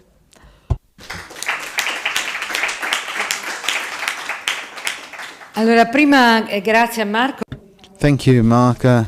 And he gave us a very interesting picture. And at the same time, I would like to go back to Europe in order to give the key and to leave some interpretation to our Marina Ponti that is here. And so the point of view of the United Nations. And I would suggest to hear from here on this topic, that is a topic that is extremely relevant for all of the world, to hear from Kadri Simpson, that is Energy Commissioner, and we will listen to that into English. Everybody, greetings from Brussels. I am delighted to address the 7th edition of the Festival of Sustainable Development, especially today's session on multilateralism and international cooperation. Over the past few years, the world has faced multiple challenging crises. Climate change, in particular, has gone from remote threat to existential crisis. It's causing huge adverse impacts on nature and devastating too many lives and livelihoods. In the EU, where the energy system is responsible for 70% of emissions, there is a heightened sense of urgency. With the European Green Deal, we became the first continent to commit to climate neutrality by 2050. We also set about transforming the EU into a modern, resource-efficient and competitive economy. Russia's aggression against Ukraine and the turmoil created in energy markets did not derail those plans. Quite the opposite. It accelerated them. Greener energy makes our energy system more secure and affordable. Against Russia's aggression, Europe stood up, remained united, and rallied around the REPowerEU plan. Together, we set about an unprecedented transformation of our energy system. We are now consolidating these achievements by moving from emergency to medium-term responses, especially on energy efficiency and renewable energy. First, on energy efficiency. Last May, we promoted immediate energy savings by citizens and businesses to help cut gas and oil demand by 5% and decrease prices. More long-term, we have a very ambitious energy efficiency target for 2030. We have also strengthened provisions on energy efficiency financing to ramp up much-needed investment. Second, we are pushing for more renewable energy in our mix. We aim to reach 45% of renewables in the EU by 2030. We already see tangible results of these efforts over the past year. Carbon emissions dropped in Europe by 2.5%. We generated more electricity from wind and solar than from gas. Solar energy rose rapidly, with 41 gigawatts of new capacity installed. Wind capacity also rose by 15 gigawatts, and 39% of our electricity came from renewables. We are now putting in place measures to overcome the structural obstacles that stand in the way of progress. We are especially working on making permitting procedures faster and easier, filling the renewable skills gap in our workforce, and ensuring we get the much-needed investment in new renewable generation. Third, international cooperation and multilateralism remains key for creating fair, free, and more sustainable societies. The EU is working with international partners to boost renewables, energy resources, and hydrogen, as well as energy access, contributing to the United Nations Agenda 2030. The Africa-EU Green Energy Initiative, for example, will mobilize investment to support renewable energy, energy efficiency, the just transition and the greening of local value chain. We are also fully behind the Just Transition Energy Partnership concept initiated by G7 members, where the focus is on partner countries with significant coal resources dependency. Dear friends, decarbonization has always been very high on this European Commission's agenda. From day one, we made it one of our top priorities. Russia's war against Ukraine and the turmoil in the energy markets only strengthened our resolve to follow this path. We have made some progress. We have overcome obstacles along the way, and we will not give up until we reach our end goals, working and collaborating with partners around the world. Thank you for your attention, and I wish you an excellent conference.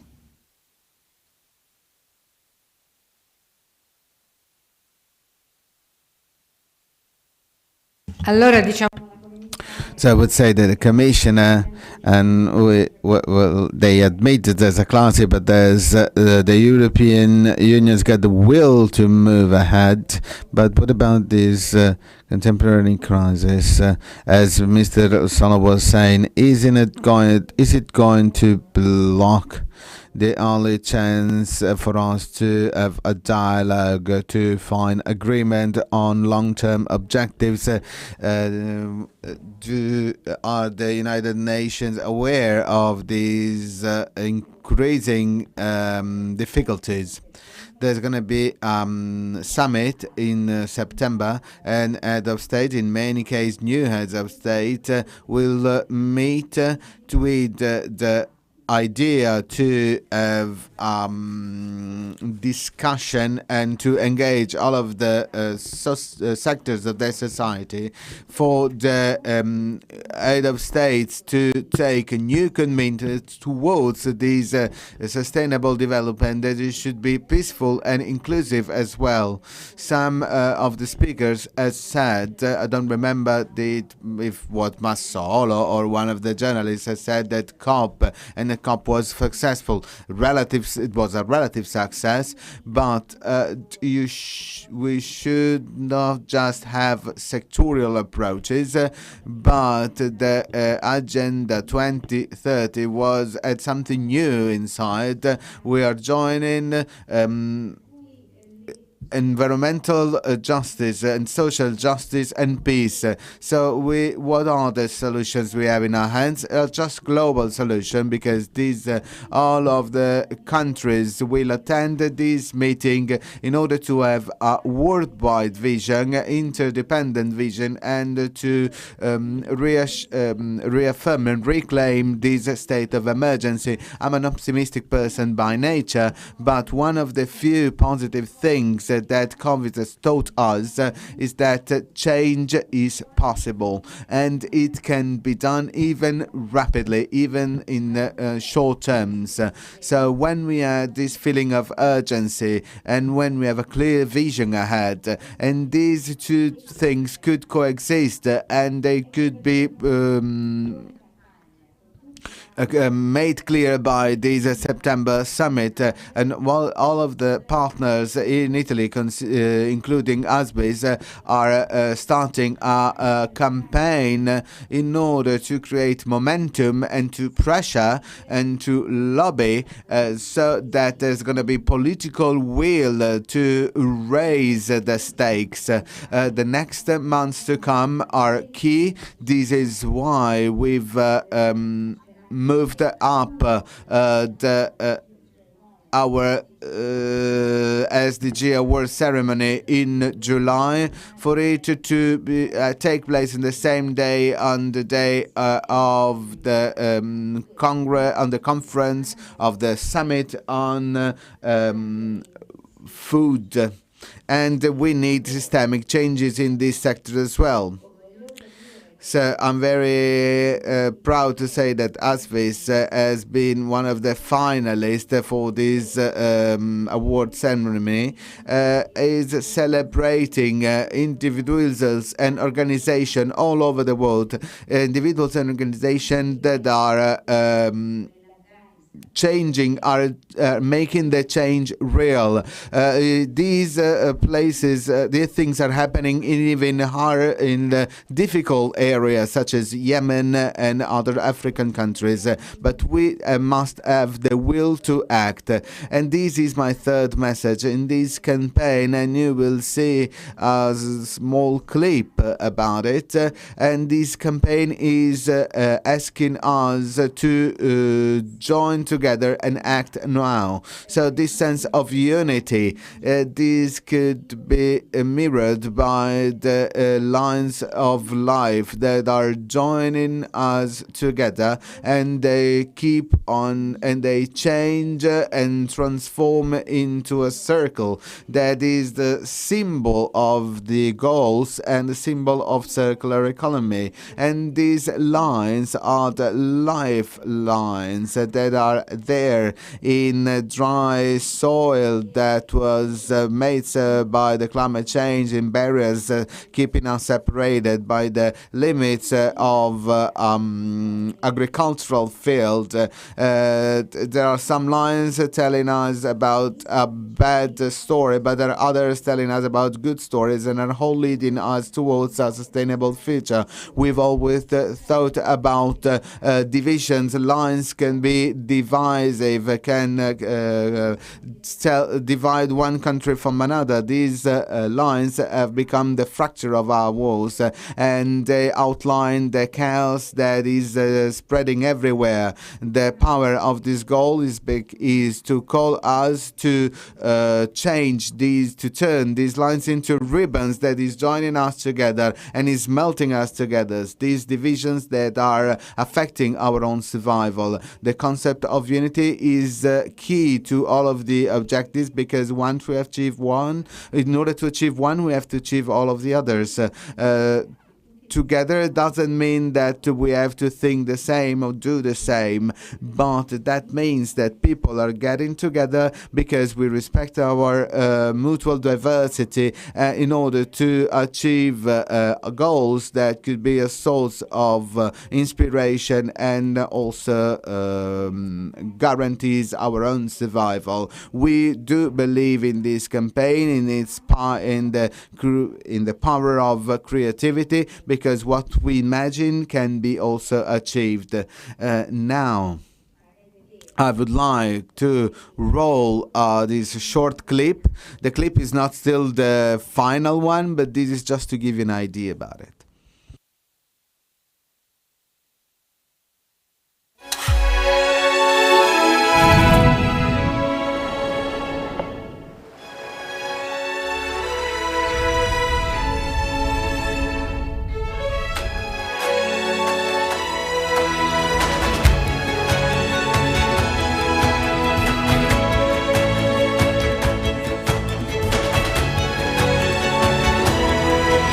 Uniamoci per l'azione, uniamoci per la uguaglianza di genere.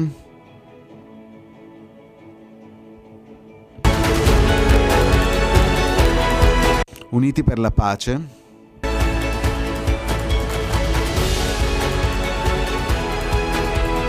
Uniti per l'uguaglianza di genere, per la pace, per la lotta alla povertà, per l'acqua pulita. Per cosa ci siamo uniti? Per cosa ti uniresti?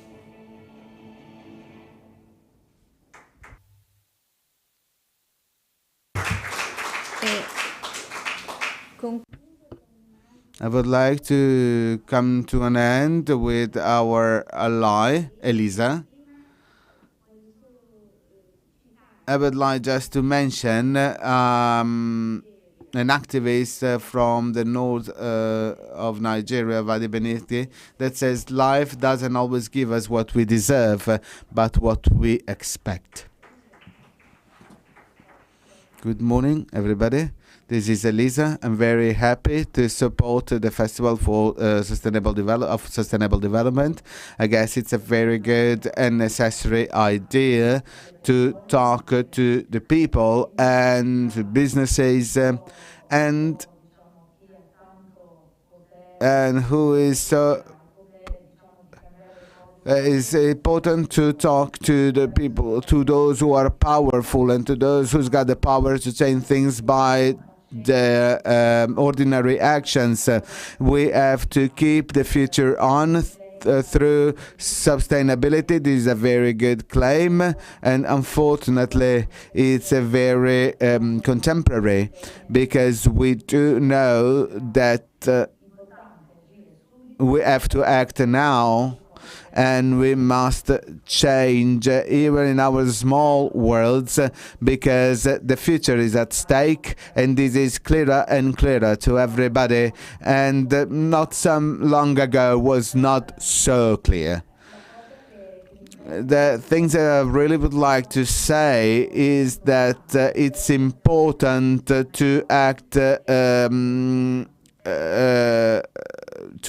every day, and I would like to mention Greta Thunberg, that sets a big example for me. The fact nobody it's too small to go on strike, nobody is too small to make a difference. We cannot say, well, I'm not recycling these plastic bottle because nothing is going to change. Well, nothing is going to change is one of those sentences, of those malevolent sentences that we have to get rid of. We have to get, we have to free our mind from these kind of sentences. We have to think positively, and we have to think that little actions that we're doing every day will make a difference. changes, and we're all part of a change, and we can be part of a change in everything we do. So we have to self-educate ourselves. So we have so very many different means at our disposal, and we can get informed in such a unique way, and it's a big advantage compared to the past, and we should use these means, and we use the social network and the web as a resort, as a source to find information about sustainability and biodiversity. There are so many effective ways to be more sustainable. I would like to mention one app that is called iWorld, that has got a very nice way to disseminate sustainability, and it's a very educational application as well. So I would like, once again, we don't have to feel imperfect, and we don't have to feel blamed, and we don't have to feel as losers. We have to feel as students, with the will to learn something. Yes, maybe we'll make a mistake today, we're not making the same mistake tomorrow, and we have to be informed, to get informed, because thanks to this information we'll add up more elements to our own personal culture, and will in order to create a great culture. And now there's something that is away from us, that is something out of us, but it's something that we use on a everyday basis. So I prefer the word future to the word sustainability, because sometimes sustainability seems a bit too abstract, while future is something very concrete to us. But if we want the future to be concrete, we have to commit ourselves in order to make our habits more sustainable, and we have to join forces. We have to make less and less mistakes, but we have to make mistakes with a lot of enthusiasm. Thank you. Well, it was very lively in contribution. Thanks to Marina Ponte, and we keep on with the works with the conference of today. Let's hope that for the best.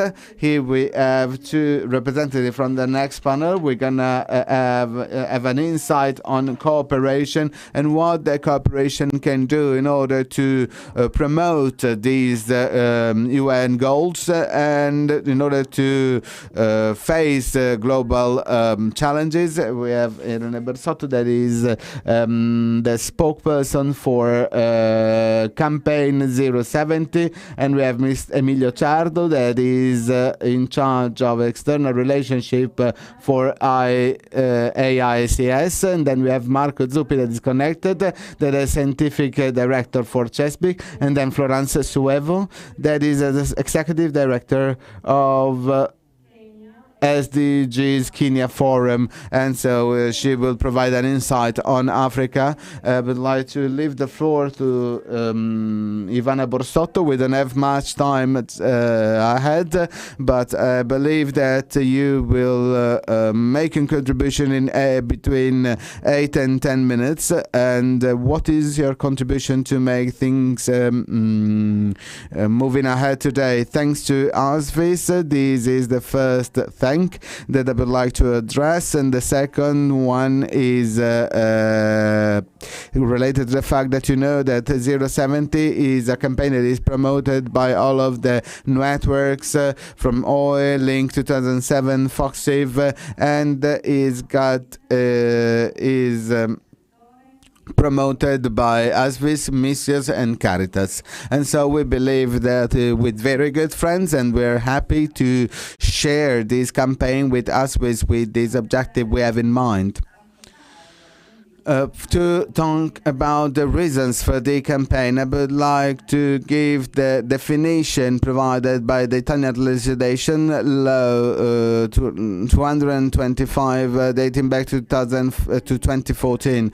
The definition is the following. This is in fundamental part of the Italian foreign policy. That's part of it, so it's not a side of it, and it's not external to that, and it's qualifying, so the cooperation gives a better sense to integrating, so if there's no cooperation, the foreign policies is lacking something.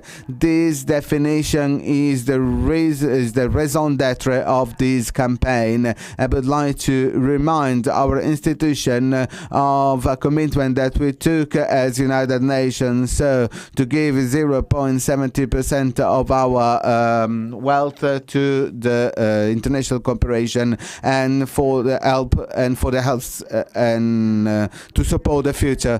This part that we believe that we can contribute to foreign policy, because we believe that foreign policy can contribute to improve a word that is not one of the best possible words. This is reminded to us by Bucha, by the fact that Mediterranean Sea that has turned into a grave, the loggers in Libya, inequalities and poverty that is increasing on a daily basis. So this is a word that is dealing with madness, and weapons are still traded and bring about that and destruction, and medicine, information and energy are becoming weapons themselves, with hundreds of thousands of people, especially children, that are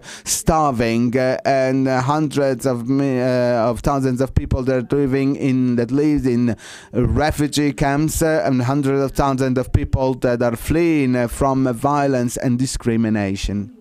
So this word has not when we said we would have supported democracy, this didn't work in this world.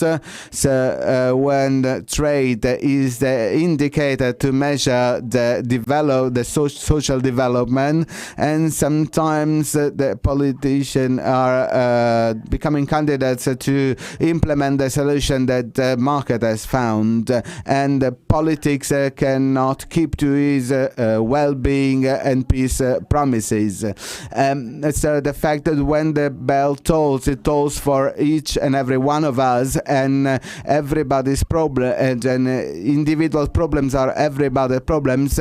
If solutions are not global solutions, they cannot be effective. In this kind of world, foreign policy is crucial. So foreign politics is telling who we are, and so foreign politics that can be diplomacy, relationship between states, active presence in international institutions, negotiation, bargaining, conferences, investments. We know that through cooperation, foreign politics is getting also to the poorest villages, to the most abandoned outskirts. We know that cooperation is making foreign politics a community kind of relationship. We people working in international cooperation, we're doing so. We are working in the outskirts, and we are walking in the most demanding situation, and we're trying to do so by drilling a well, by planting trees, by working for health center, by making jailhouses more humans, by saving plant and animal species from extinction, by promoting active citizenship. This is the way that we are trying to affect the deepest roots of poverty and conflicts. I would like to stress the importance of a passage. We've always thought that we have to think locally and we have to act globally. We also have to use the different rationale. We have to act locally and act globally. And cooperation is the same thing. This is the link between these two rationales.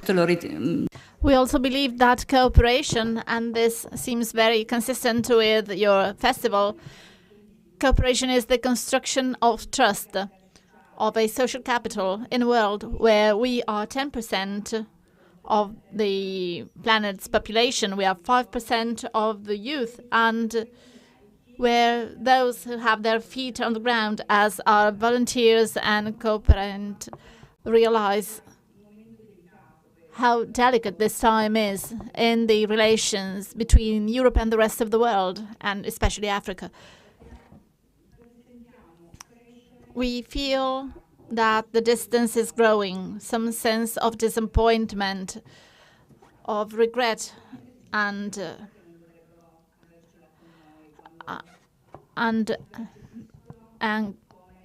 anger. They are right to feel that we are the predator, those who make business out of their resources, those who do not rescue them when they drown at sea or when we insult them with racist words. This is to say that we should all improve. We should be up to the level that the world is requiring from us. We should work together, avoid duplicating resources, and we should become critical mass to be more effective in what we do. So cooperation is not a gift. It's not a money transfer from below, as it was mentioned this morning in the interview with Mr. Charles. Cooperation is a system of projects, not individual projects, that come from partnerships by working with local communities, with the civil society, with families and households, with the most vulnerable people of which we want to express their full potential. So cooperation as weaving nets and system partnerships. Cooperation is dialogue, intercultural dialogue, interreligious dialogue, dialogue on policies, on the construction of responses. So we are sowing some seeds to plant a field on a shared horizon. And on this field, we, volunteers, associations, are not going to be the alibi or the supplant of what our government and the European Union are doing. We do not have to be divisive or the judicial counterpart. And this is what I would like to tell the Ministry of Foreign Affairs. We want to be the protagonist, the partners of co-planning. We are fully accepting our responsibilities, valuing our experiences, our presence, our connections. There's no time now, but let me just tell you what development means to us. We know that development is a great system of investments on education, on professional training, on accessibility to medicine and health systems. It is a requalification of outskirts, access to drinkable water and electricity. It's the promotion of local businesses, it's care for the environment and natural resources, green transition programs, and overcoming the monoculture. But there's also criteria in our foreign investments going beyond the tariff barriers in Europe, a prudent management of debt so that it does not become a trap with easy money in exchange for sovereignty. You were mentioning the 50 countries that will struggle financially in this sense, and it also means abandoning the extraction logic from the colonialism, and also common markets, avoiding the costs of competition between countries and regions. So we also mean precision cooperation that is able to value the specific qualities of each territory with projects that are tailor-made, not one size fits all. And they should be projects that have an element in common. They must be able to involve women and young people. They are the real driver for change. So quickly, let me conclude to tell you that as the 070 campaign, we believe that it is high time, the right time for Italy to keep its promise. We want to do that with you and not on our own. We are already working on the territories. So this is what was said before concerning change. We believe that there's no change if there's no movement. So our campaign will only be successful if and when we can speak on the markets, on the squares, in the churches, in the municipalities, with everybody, telling how good cooperation is, also with those who do not believe it, and those who think that international cooperation is something that we can't afford anymore and it's just a cost. We also want to speak with them. So with our data, we know that we are 0.32%. This figure was swollen because it contains all the costs for receiving migrants in Italy, but it is still a positive element and we must keep increasing it. It is still lower than European average, which is 0.57%, so we think it is urgent to double the allocated resources immediately. We believe that is a check measure with which Italy will prove it is reliable in international relations with institutions around the world. And then it can also become a protagonist in building a fairer world. But to keep our promise, we decided to speak up and dialogue with the institutions, with all the associations and the schools. We perfectly know that we can't do that in a hurry. We understand what the financial situation of Italy is, but working gradually doesn't mean never. We are asking our institutions to take a provision that ensures in a binding way that by 2030 we will comply with this percentage of 0.70. So that this is no time to linger, no time to declare good intentions and goodwill. We won't be contented with breadcrumbs, because if we don't keep our promise, our country will become weaker. This is also a way to stand up and to have full dignity in this world. We are happy. I was very happy to listen to Minister Mr. Pichetto about the call for CIT. We also participated in the Sustainable Development Forum, and we believe that this call for the approval of a new strategy is very important. And let me just say that in the name of the promoters and sponsors networks, we will continue working on that, being convinced and working hard and trying to find more solutions. I wish you a very good day. Thank you very much indeed. Thank you, Ivana Borsotto. And now let me leave the floor to Emilio Ciarlo, who is in charge of external relations for communication of the Italian Agency for Cooperation. Mrs. Borsotto posed a problem. We have to increase the resources and take them to 0.70 of the GDP. Yes, we can only be happy about that. This commitment is included in Act 714. So the Council of Ministers should design a path of perfectioning of allocations. Yes, that dates back to 2014. Yeah, 9 years have passed. Yes, just to tell you that this is not just an international commitment, but a legislative one. And it was not a commitment back in 2014? Yeah, but as Ivan also said, there was an increase of the budgetary envelope. Nowadays it is lower, also calculating the funds that were spent for COVID. No, I didn't see the statement. No, there was no increase, if I have to be honest. Well, the OCDE said there is one. OCDE doesn't enter in those details. Yes, they do. They do check these details.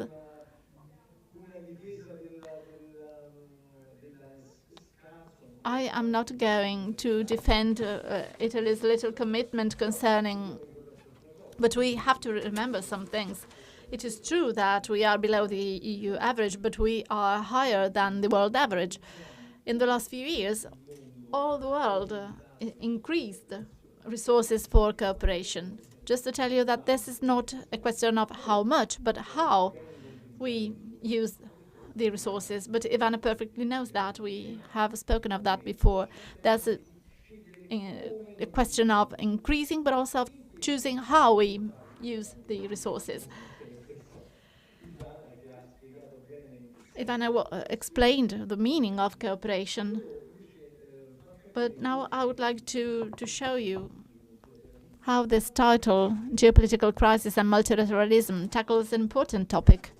Apart from how much, and of course it is not enough, there's a question of change of paradigm, generally speaking. When I heard Marina Ponti speaking of the 2030 agenda and the need to recommit leaders on those goals, well, this is no little thing. When the agenda was built, when the commitments were taken up, we were in the single world, where everybody thought that sustainable development was the road ahead and we had goals to reach, each with their path.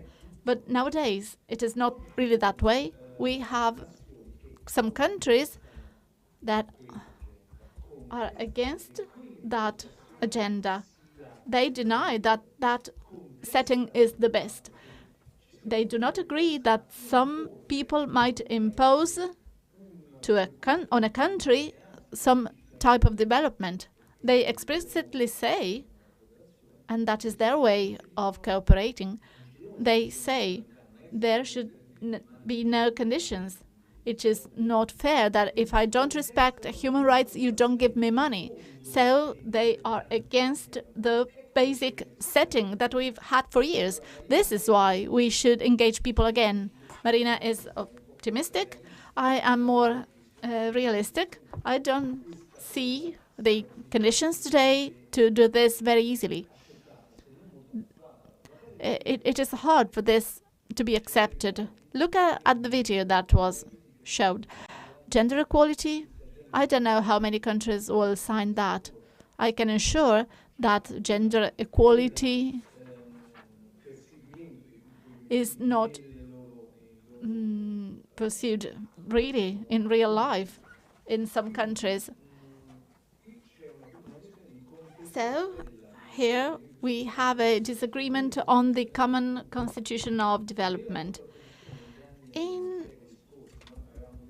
the past centuries, we had two great models: Kant, perpetual peace, rule of law, rights, and multilateralism. It was not called that way, but the idea of cooperation was not this way, but it was there. And then we had Fichte.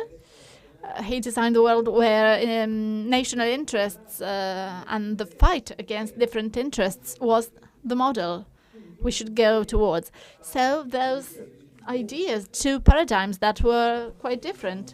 Until a few years ago, we all belonged to Kant's view of the world, but nowadays it is not that way. Now we speak of principal national interest. So we have the country's interest, which is important. It is valued again. Some people try and mitigate the national interest with global interests and collective interests, and they started speaking of principles.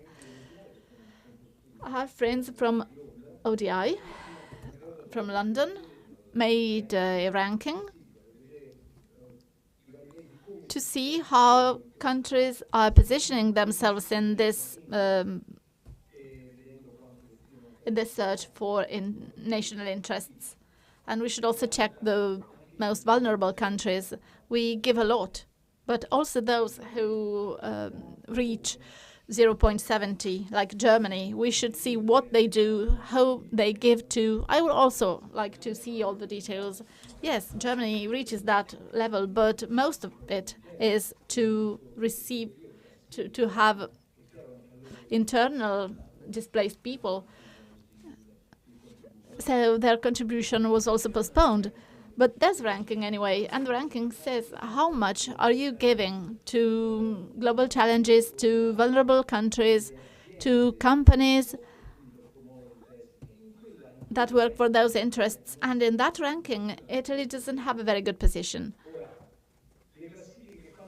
Now, British rankings are always somewhat doubtful, and also international organizations should be doubted sometimes. They have a setting on which we can have doubts concerning their methods, etc. But it still is a ranking, and we must be faced with it.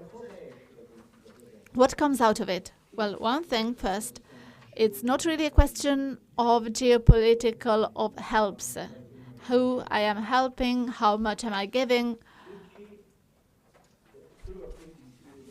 What we should be looking at is the global international action of the country.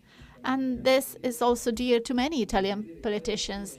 We should see what the consistent action by the government is in all sectors, not just how much we provide as help, because otherwise with agricultural policies or energy policies, or as Ivana said, other policies, if we go against what we said, well, then it is not fair. We should be seeing what Italy is doing as a whole, how consistent its action is. And this is the principle of the integrating and qualifying part, which is very important. Ivana said that before. When we said qualifying, it is exactly this that we meant. The action of Italian foreign politics is qualified as a pacifying and development action. And this leads to an increase of funding, but also more effort for consistency as a whole. As we are speaking of geopolitics,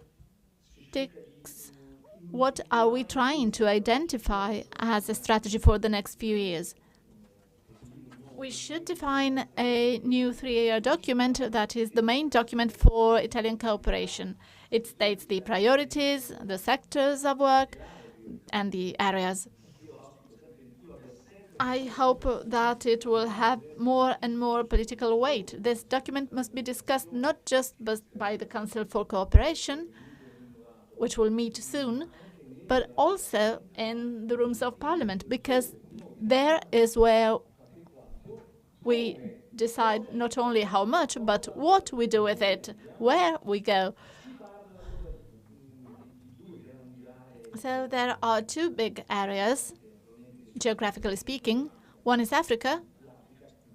Of course, it's very good.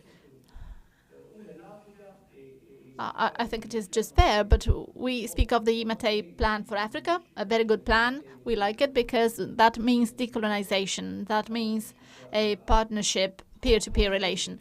What are the sectors we work on? Education, energy, agriculture are the main sectors, also considering the plan that Africa itself had for it. We are not just imposing our ones. And we also have the Balkans. The Balkans are an area that is more and more important, politically speaking, and on which we had a conference in Trieste a few months ago. Cooperation was not appropriately introduced in that conference, but we hope that we will do it in another initiative soon because the Balkans are also very relevant.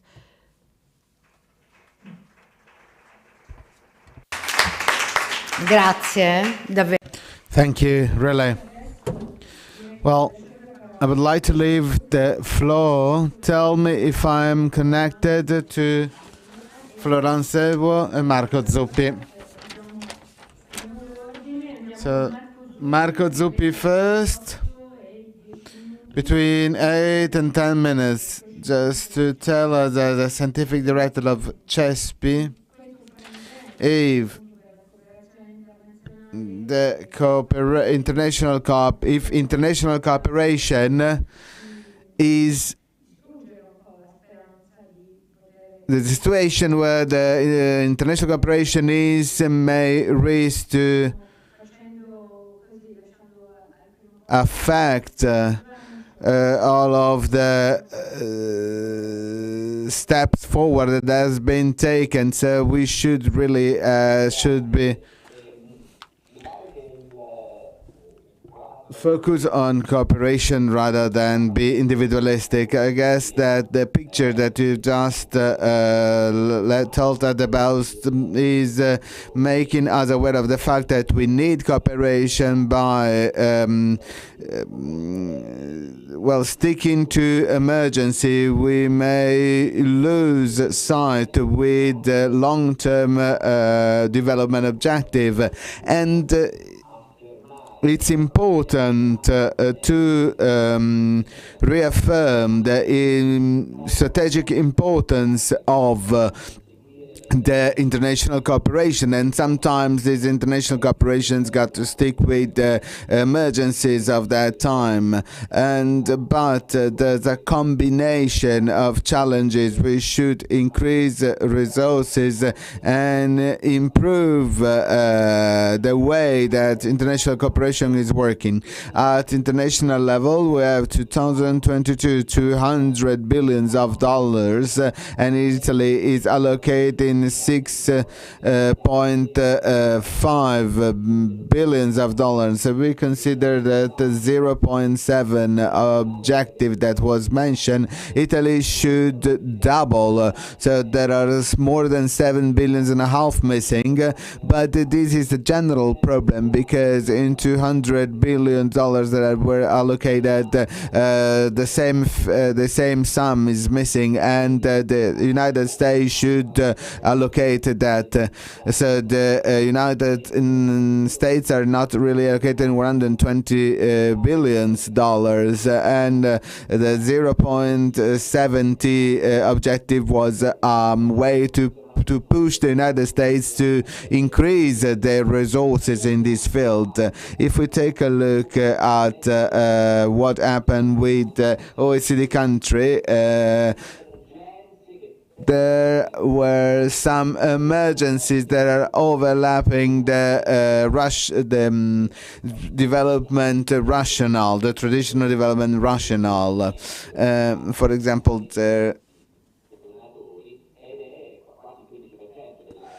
most of the humanitarian aid that are reflecting the need to react to emergency that could be climate crisis or a crisis that are related, that are war related, and specifically refugees, but also the Ukraine emergency has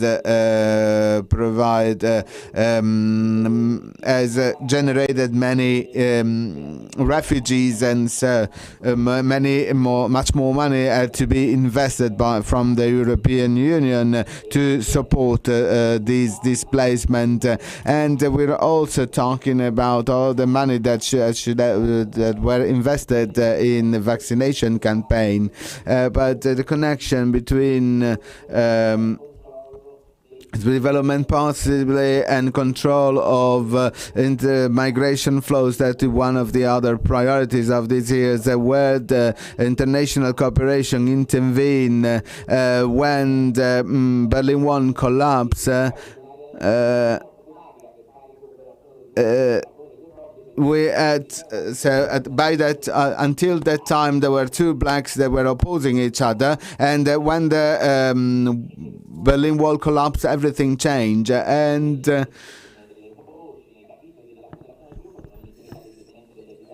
so the fact that the foreign debt is being decreased is the measure to decrease foreign debt are also an important contribution to international cooperation and climate action. $600 billion are being allocated in order to engage citizens, but business is not very much, and these resources that, as it was previously said, the real challenge is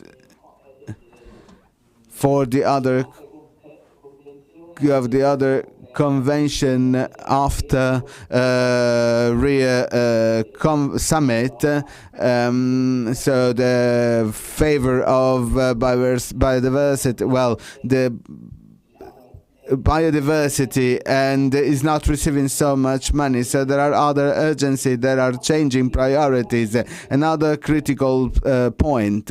We were talking about multilateralism in the United Nations, but international organization, because a country just like another OECD country that is allocating resources thanks to the multilateral channel is not just represented by the United Nations, but there are 335 international organizations that are being recognized, much more than 50 agencies that are connected to the United Nations. So there's a risk to have a wider fragmentation, and the risk to lose focus on international situation. In the last few years, new international organizations have emerged with a different profile than the traditional one. So the vertical funds, they have a specific mandate on time. They're trying to combine private and public money. We try to have results that have a very multifaceted aspect. What about Italy? Well, we can see that Italy, on one side, we have ministries that are managing funds, but they have a certain objective, a very focused objective, such as for providing shelter to the migrants coming to Italy. But the challenge is to have these new goals, the 17 goals, renovated, and we should use part of this money that were previously used for international cooperation for this. There are very few projects that are really important, and there are very few projects that are trying to provide a small they are trying to give a small financial aid. If we see the competencies, the last budget law, the first manager is Minister of Business and Economy. 46.5% is managed by this minister,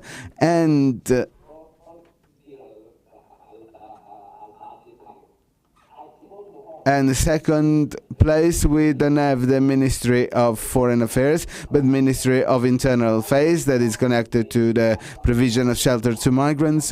And then 24%, 1.5 billion, the Ministry and the Ministry of Foreign Politics, Foreign Affairs. And then we have more than 6 million euros that is managed by AICS, and 420 million by that is managed by the Fund for the Climate. So these are very limited resources that is this is all focused in one specific area, which is Africa, more specifically because is the Saharan Africa is very close to the Mediterranean basin, but just a couple of data about the fragmentation and NGOs and civil society organization and international cooperation. We see 2017-2021 for the funds out of AICX. In this period, that is a 5-year time, we have just 49 million for more than 500 initiatives. So in Italy, Italy is providing small initiatives. But what about this is the what regards the civil society association, but in the last few years there are more than 60,000 projects from Italian corporation. But how many are involving the civil society association? And the great majority is got to do with bilateral agreements. Italy's got this virtue to have many multilateral bilateral agreements. So Italy is using these funds, and a minority of these funds it's been used for international cooperation, and a very small part, 15%, is not that is not that little an amount, but was used properly. But we consider that that in comparison with GDP, Italy is allocating 0.010%. So just to conclude, in terms of perspective, it's important to say that we have to commit ourselves with local territories, and we have to create incubator, we have to support novelties and social cooperation at the multilateral level with another nation is providing new strength to the initiative UN Global 2030. So it's putting the local challenges at the center of the attention, and there are many challenges to face, such as for coherence, but and there are other challenges such as the climate one that have to be dealt with and can be managed multilaterally, since Italy is investing a lot on that. Thank you very much. I would say that this contribution is making us understand how important it is to join forces, because we cannot do almost anything by ourselves, almost in terms of cooperation. I would like to leave the floor to Florence Bayou from the Kenya Forum. The floor is yours. Thank you very much. My name is Florence Evo, and I'll go straight into the presentation. Let me appreciate this invitation to have African voices. I like this very much, and also I've consulted with some of my colleagues, and will be speaking to the issues that we've been asked to speak about. I'll start by saying that the growth across sub-Saharan Africa remains very sluggish, dragged down by uncertainty in the global economy. The underperformance of the continent's largest economies, high inflation, and a sharp decrease in investment. This is according to the World Bank African Report 2023. So it shows that Africa is not doing very well. And also according to the UN Sustainable Development Report 2021, if you look across the Sustainable Development Goals and how the continent is performing, you see that they talk about mixed results. Only a few goals are on track. Most of them are moderate. There's a bit of moderate improvement, not progressing very fast. There's issues of some goals facing major challenges. And so this shows you that as the Festival of Sustainable Development is ongoing, and the kind of talks that are going on, there's a lot that needs to be focused on Africa. And I've heard a lot of the speakers speak about that. Just to say that there are a few things that have worked well. For example, the African Union Silencing the Guns initiative that ran for a few years paid off. Many countries are solving their challenges internally, and with the help of neighbors, African challenges remain largely extremely driven with geopolitical of countries in Europe, US, and Russia contributing to much of the instability that we see, while countries in Central Africa still face challenges related to resource interest by some European countries. And I'm sure you are all aware of that. And so as we discuss the issues of sustainable development in Africa, I think these are some of the major challenges that are ongoing and also what is working. Just to speak about Ukraine and Russia and its impact on the continent, the issue, when you speak about Ukraine, it demonstrates that Africa pays a heavy price for challenges that have nothing to do with it, which it does not create and which it's then forced to confront. So right now we are facing challenges here in Africa on issues of food access and also fuel. And we have just come from the COVID-19 related challenges. And so Africa constantly faces two main issues. When we have our own conflict, we pay the price. And when other countries have conflicts, we still pay the price. This shows that the interconnectedness of the world, that is, the world is a double-edged sword. And so we have no option but to be actively resolving all conflicts, however distant. And so, as you can see, the fight in Ukraine the war in Ukraine has really impacted Africa and many other countries. The European Union and the global north, I'm glad that now there's a realization that these issues are broader, related to conflicts, than just challenging countries like China and Russia. And of course, there are good examples in terms of what is happening across the world. So moving on, I'd want to say that this invitation is coming at the right time for three reasons. One, first, the Global Partnership for the Effective Development Cooperation, which is up for review and is to be revamped, the first such revamping since Busan in 2021, when it replaced the Aid Effectiveness Agenda, also known as the Accra Agenda. And so this is a very, very good opportunity for that. The second one is about the European Union, as also just we are aware that you've launched a process to use a one single framework for development within Africa.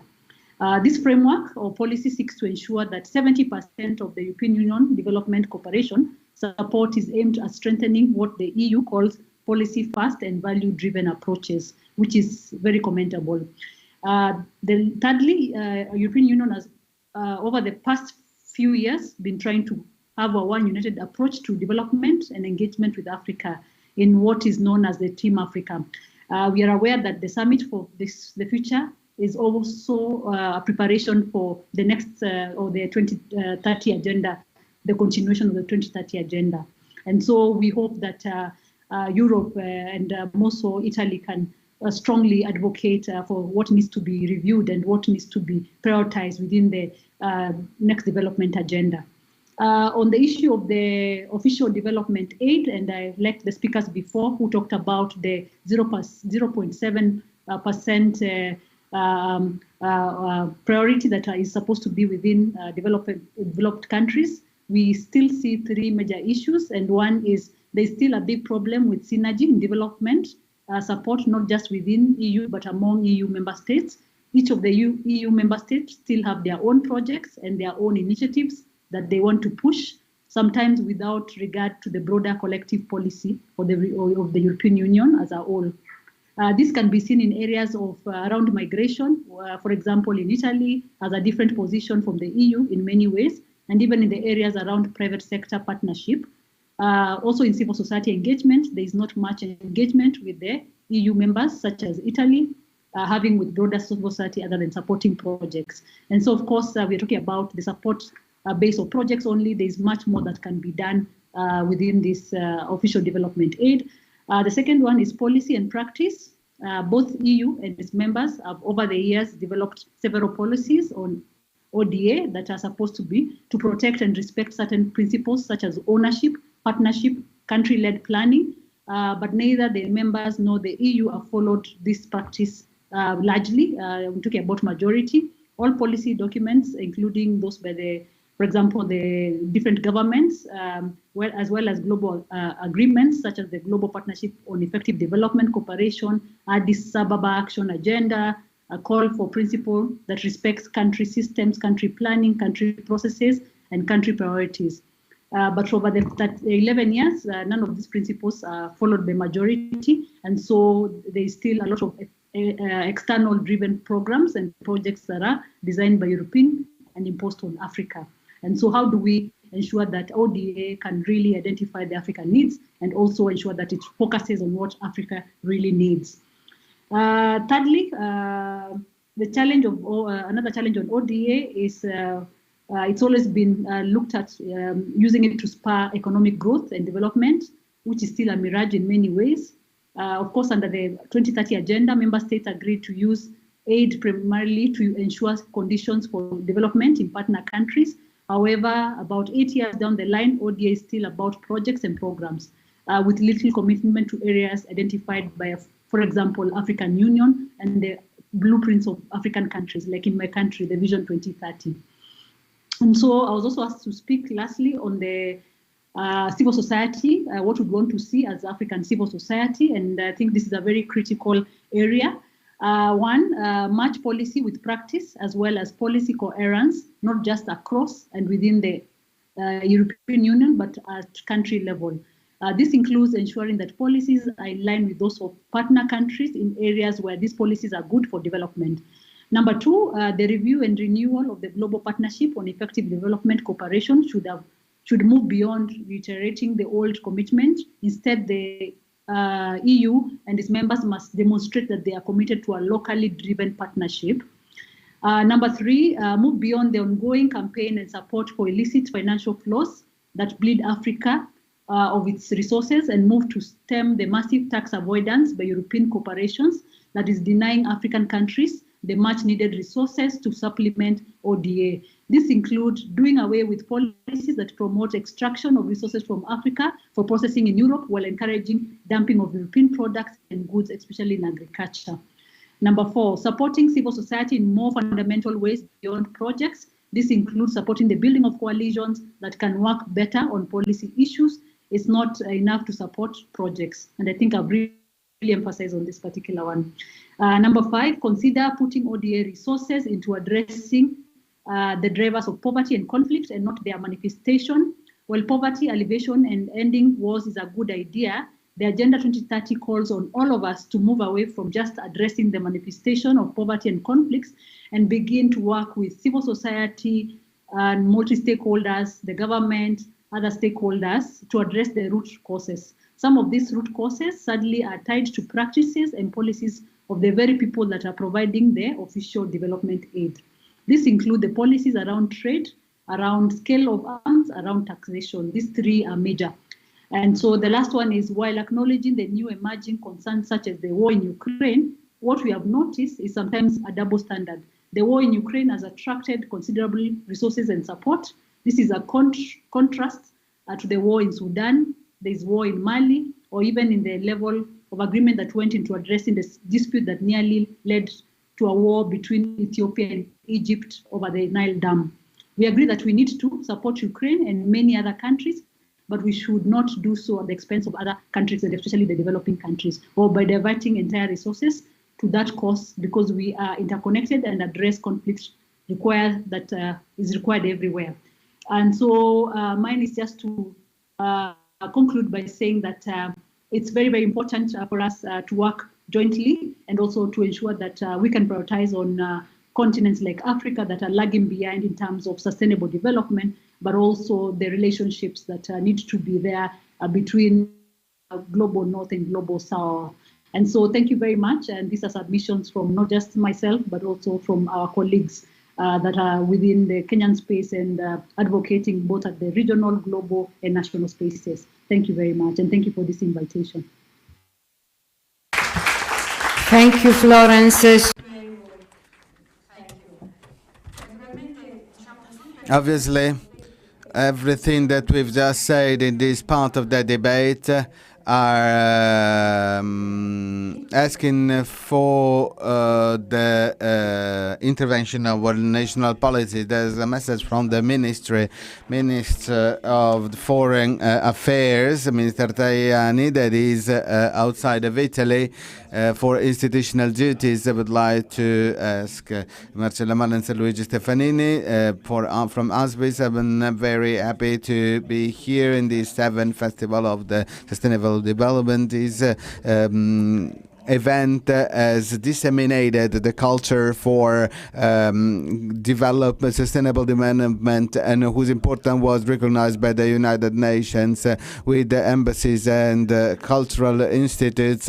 The festival is collaborating with the festival to promote the Agenda 2030 even abroad. This commitment that was reclaimed by this government with a strategy for development that since the beginning of my date I was central in the action played by the Ministry of Foreign Affairs. Europe should be more and more should have a lead role in international cooperation, and we are focused on the individual values and the importance of each and every individual. We would like to tackle some issues such as international migration and climate change and better use of resources.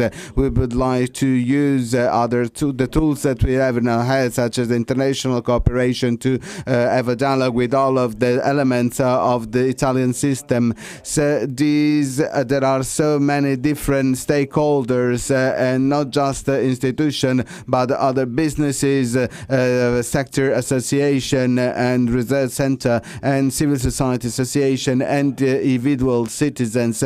This commitment is supported by the government to promote the role of Italy outside the world, is highlights and is know-how. This is why the festival is strongly located in local lands in local cities such as Naples, Rome, Bologna, Milan and Turin. The pandemic and now the war in Ukraine have made clear that the transformation in the worldwide the transformation of the world is affecting also family transformations and individual transformation. The imbalance between the north and the south of the world is becoming even more critical, and by acting together with the reinforced international cooperation, we can get back on track. And we would like to do what we can in 2024, where the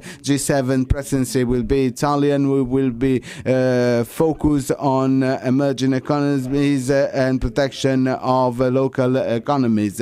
We would like also to tackle structural transformation in order to make Africa more sustainable and better developed, a continent that will have an important percentage of the human population. This will guarantee a more stable future for everybody, and especially for Europe. This is why we want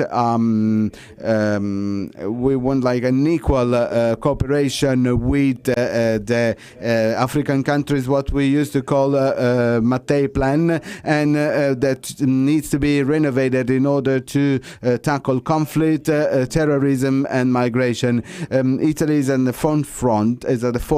Last year I was the president of the Mediterranean countries summit, and in order to implement human policies for the southern part of the Mediterranean basis.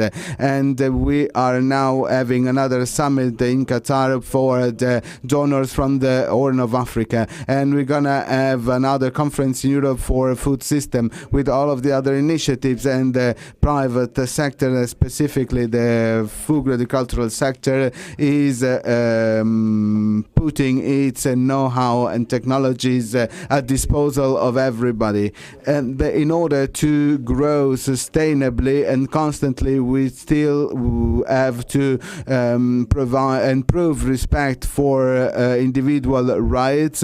With allo, we're gonna have the 4th international conference to promote peaceful and inclusive societies. There will be many events to reflect upon the objectives ahead and the goals of 2030, with Rome being a candidate city to host the Expo 2080. Italy would like to be a platform to develop and to lively up a dialogue that is focused on urban regeneration and better use of resources. I ask for all of the associations that are participating in this festival to promote the candidacy of Italy in order to for our continent to have a more effective multilateralism. Italy would like to be a bridge between the north and the south of the world, and Festival Sustainable Development is part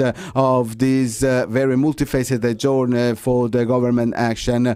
Please count on me and my ministry for Italy that is more and more active for the topics that are relevant for these and next generations. Thank you, Mr. Tajani, the Minister for Foreign Affairs.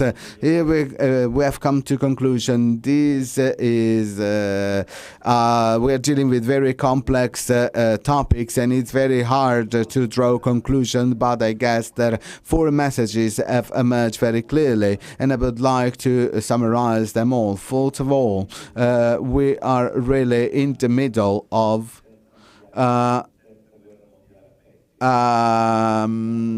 World War III in pieces, as the Papa called it, as the Pope called it. And even though there are wars all over the world, but commercial wars and political conflict and different points of view on the future of the wars are coming into a fight in different areas of the world, and we are standing right in between these conflicts, and we may play a lead role by guiding the policies and to relieve some of the bad condition that is World War III in pieces is producing, especially for the most vulnerable part of the population. And another message that is made clear is that the European Union has reclaimed its role in order to be coherent with Article 3 of the European Union Treaty that made me proud of being European, that deals with the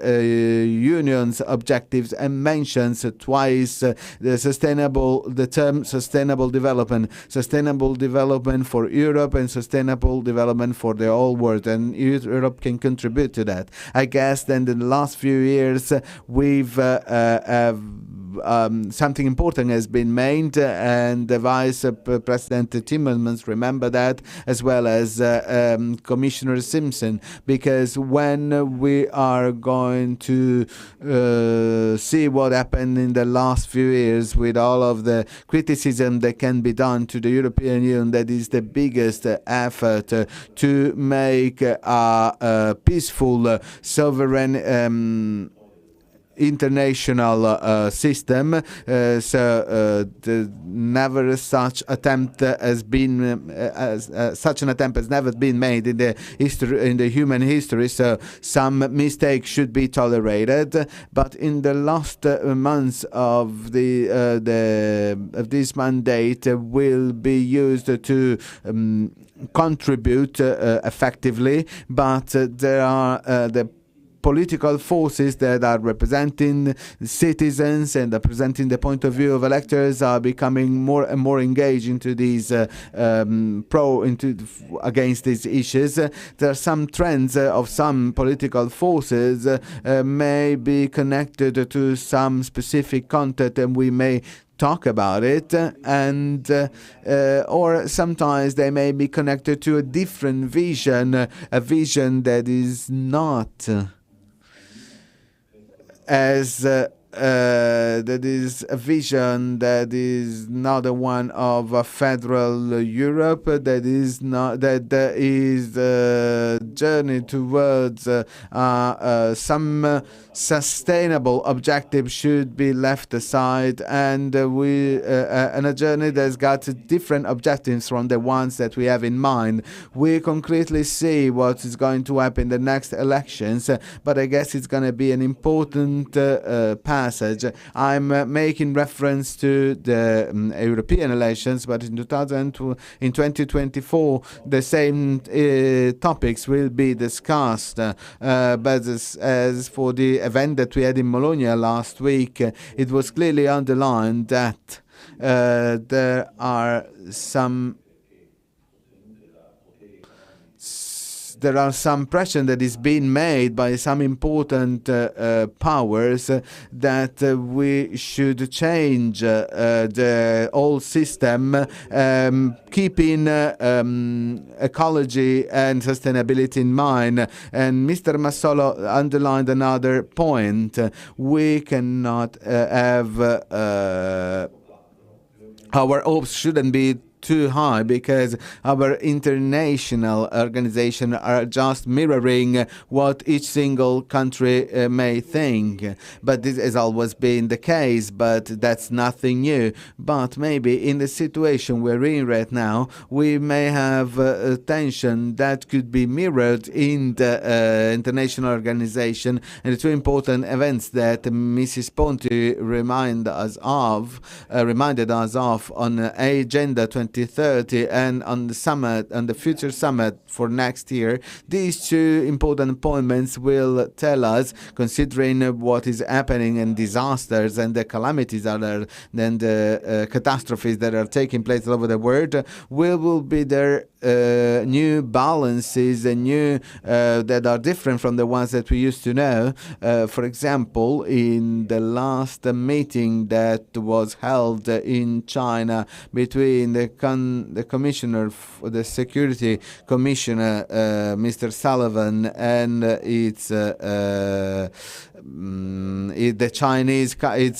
Chinese counterpart. I would like to thank the free ride journalist that gave us a very clear picture of the situation. Well, during this meeting, from one side, the important piece of news was that public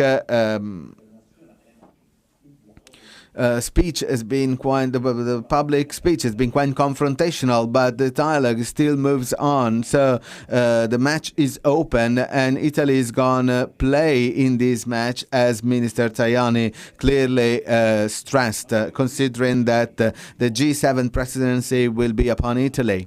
And Mr. Massolo's intervention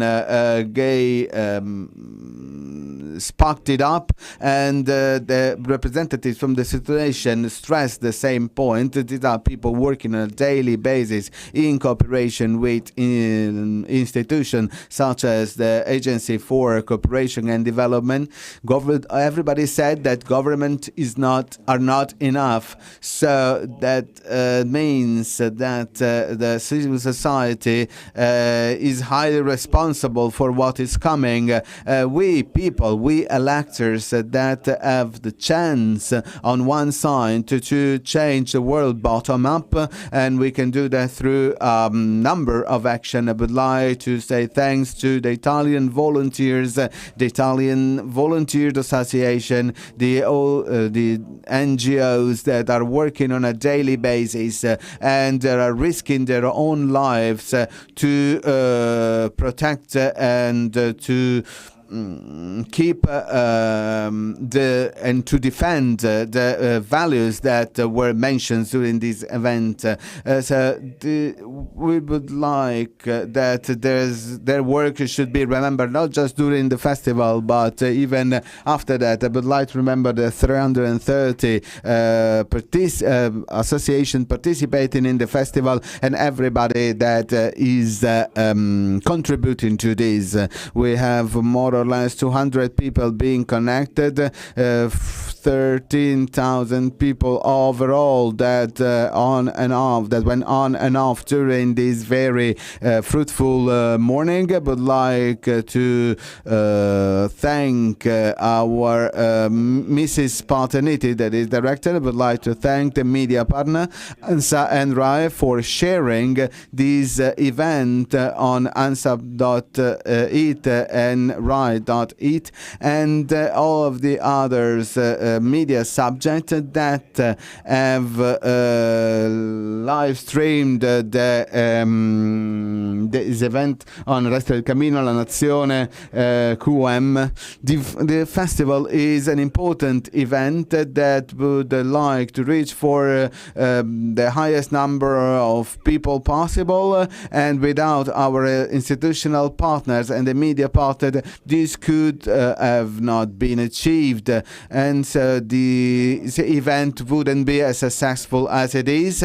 We're gonna meet again during the next event. On the website of the festival you will see the agenda with all of the events being available, and all of the other events taking place in Italy until the end of the month. And thank you so much, and see you next time.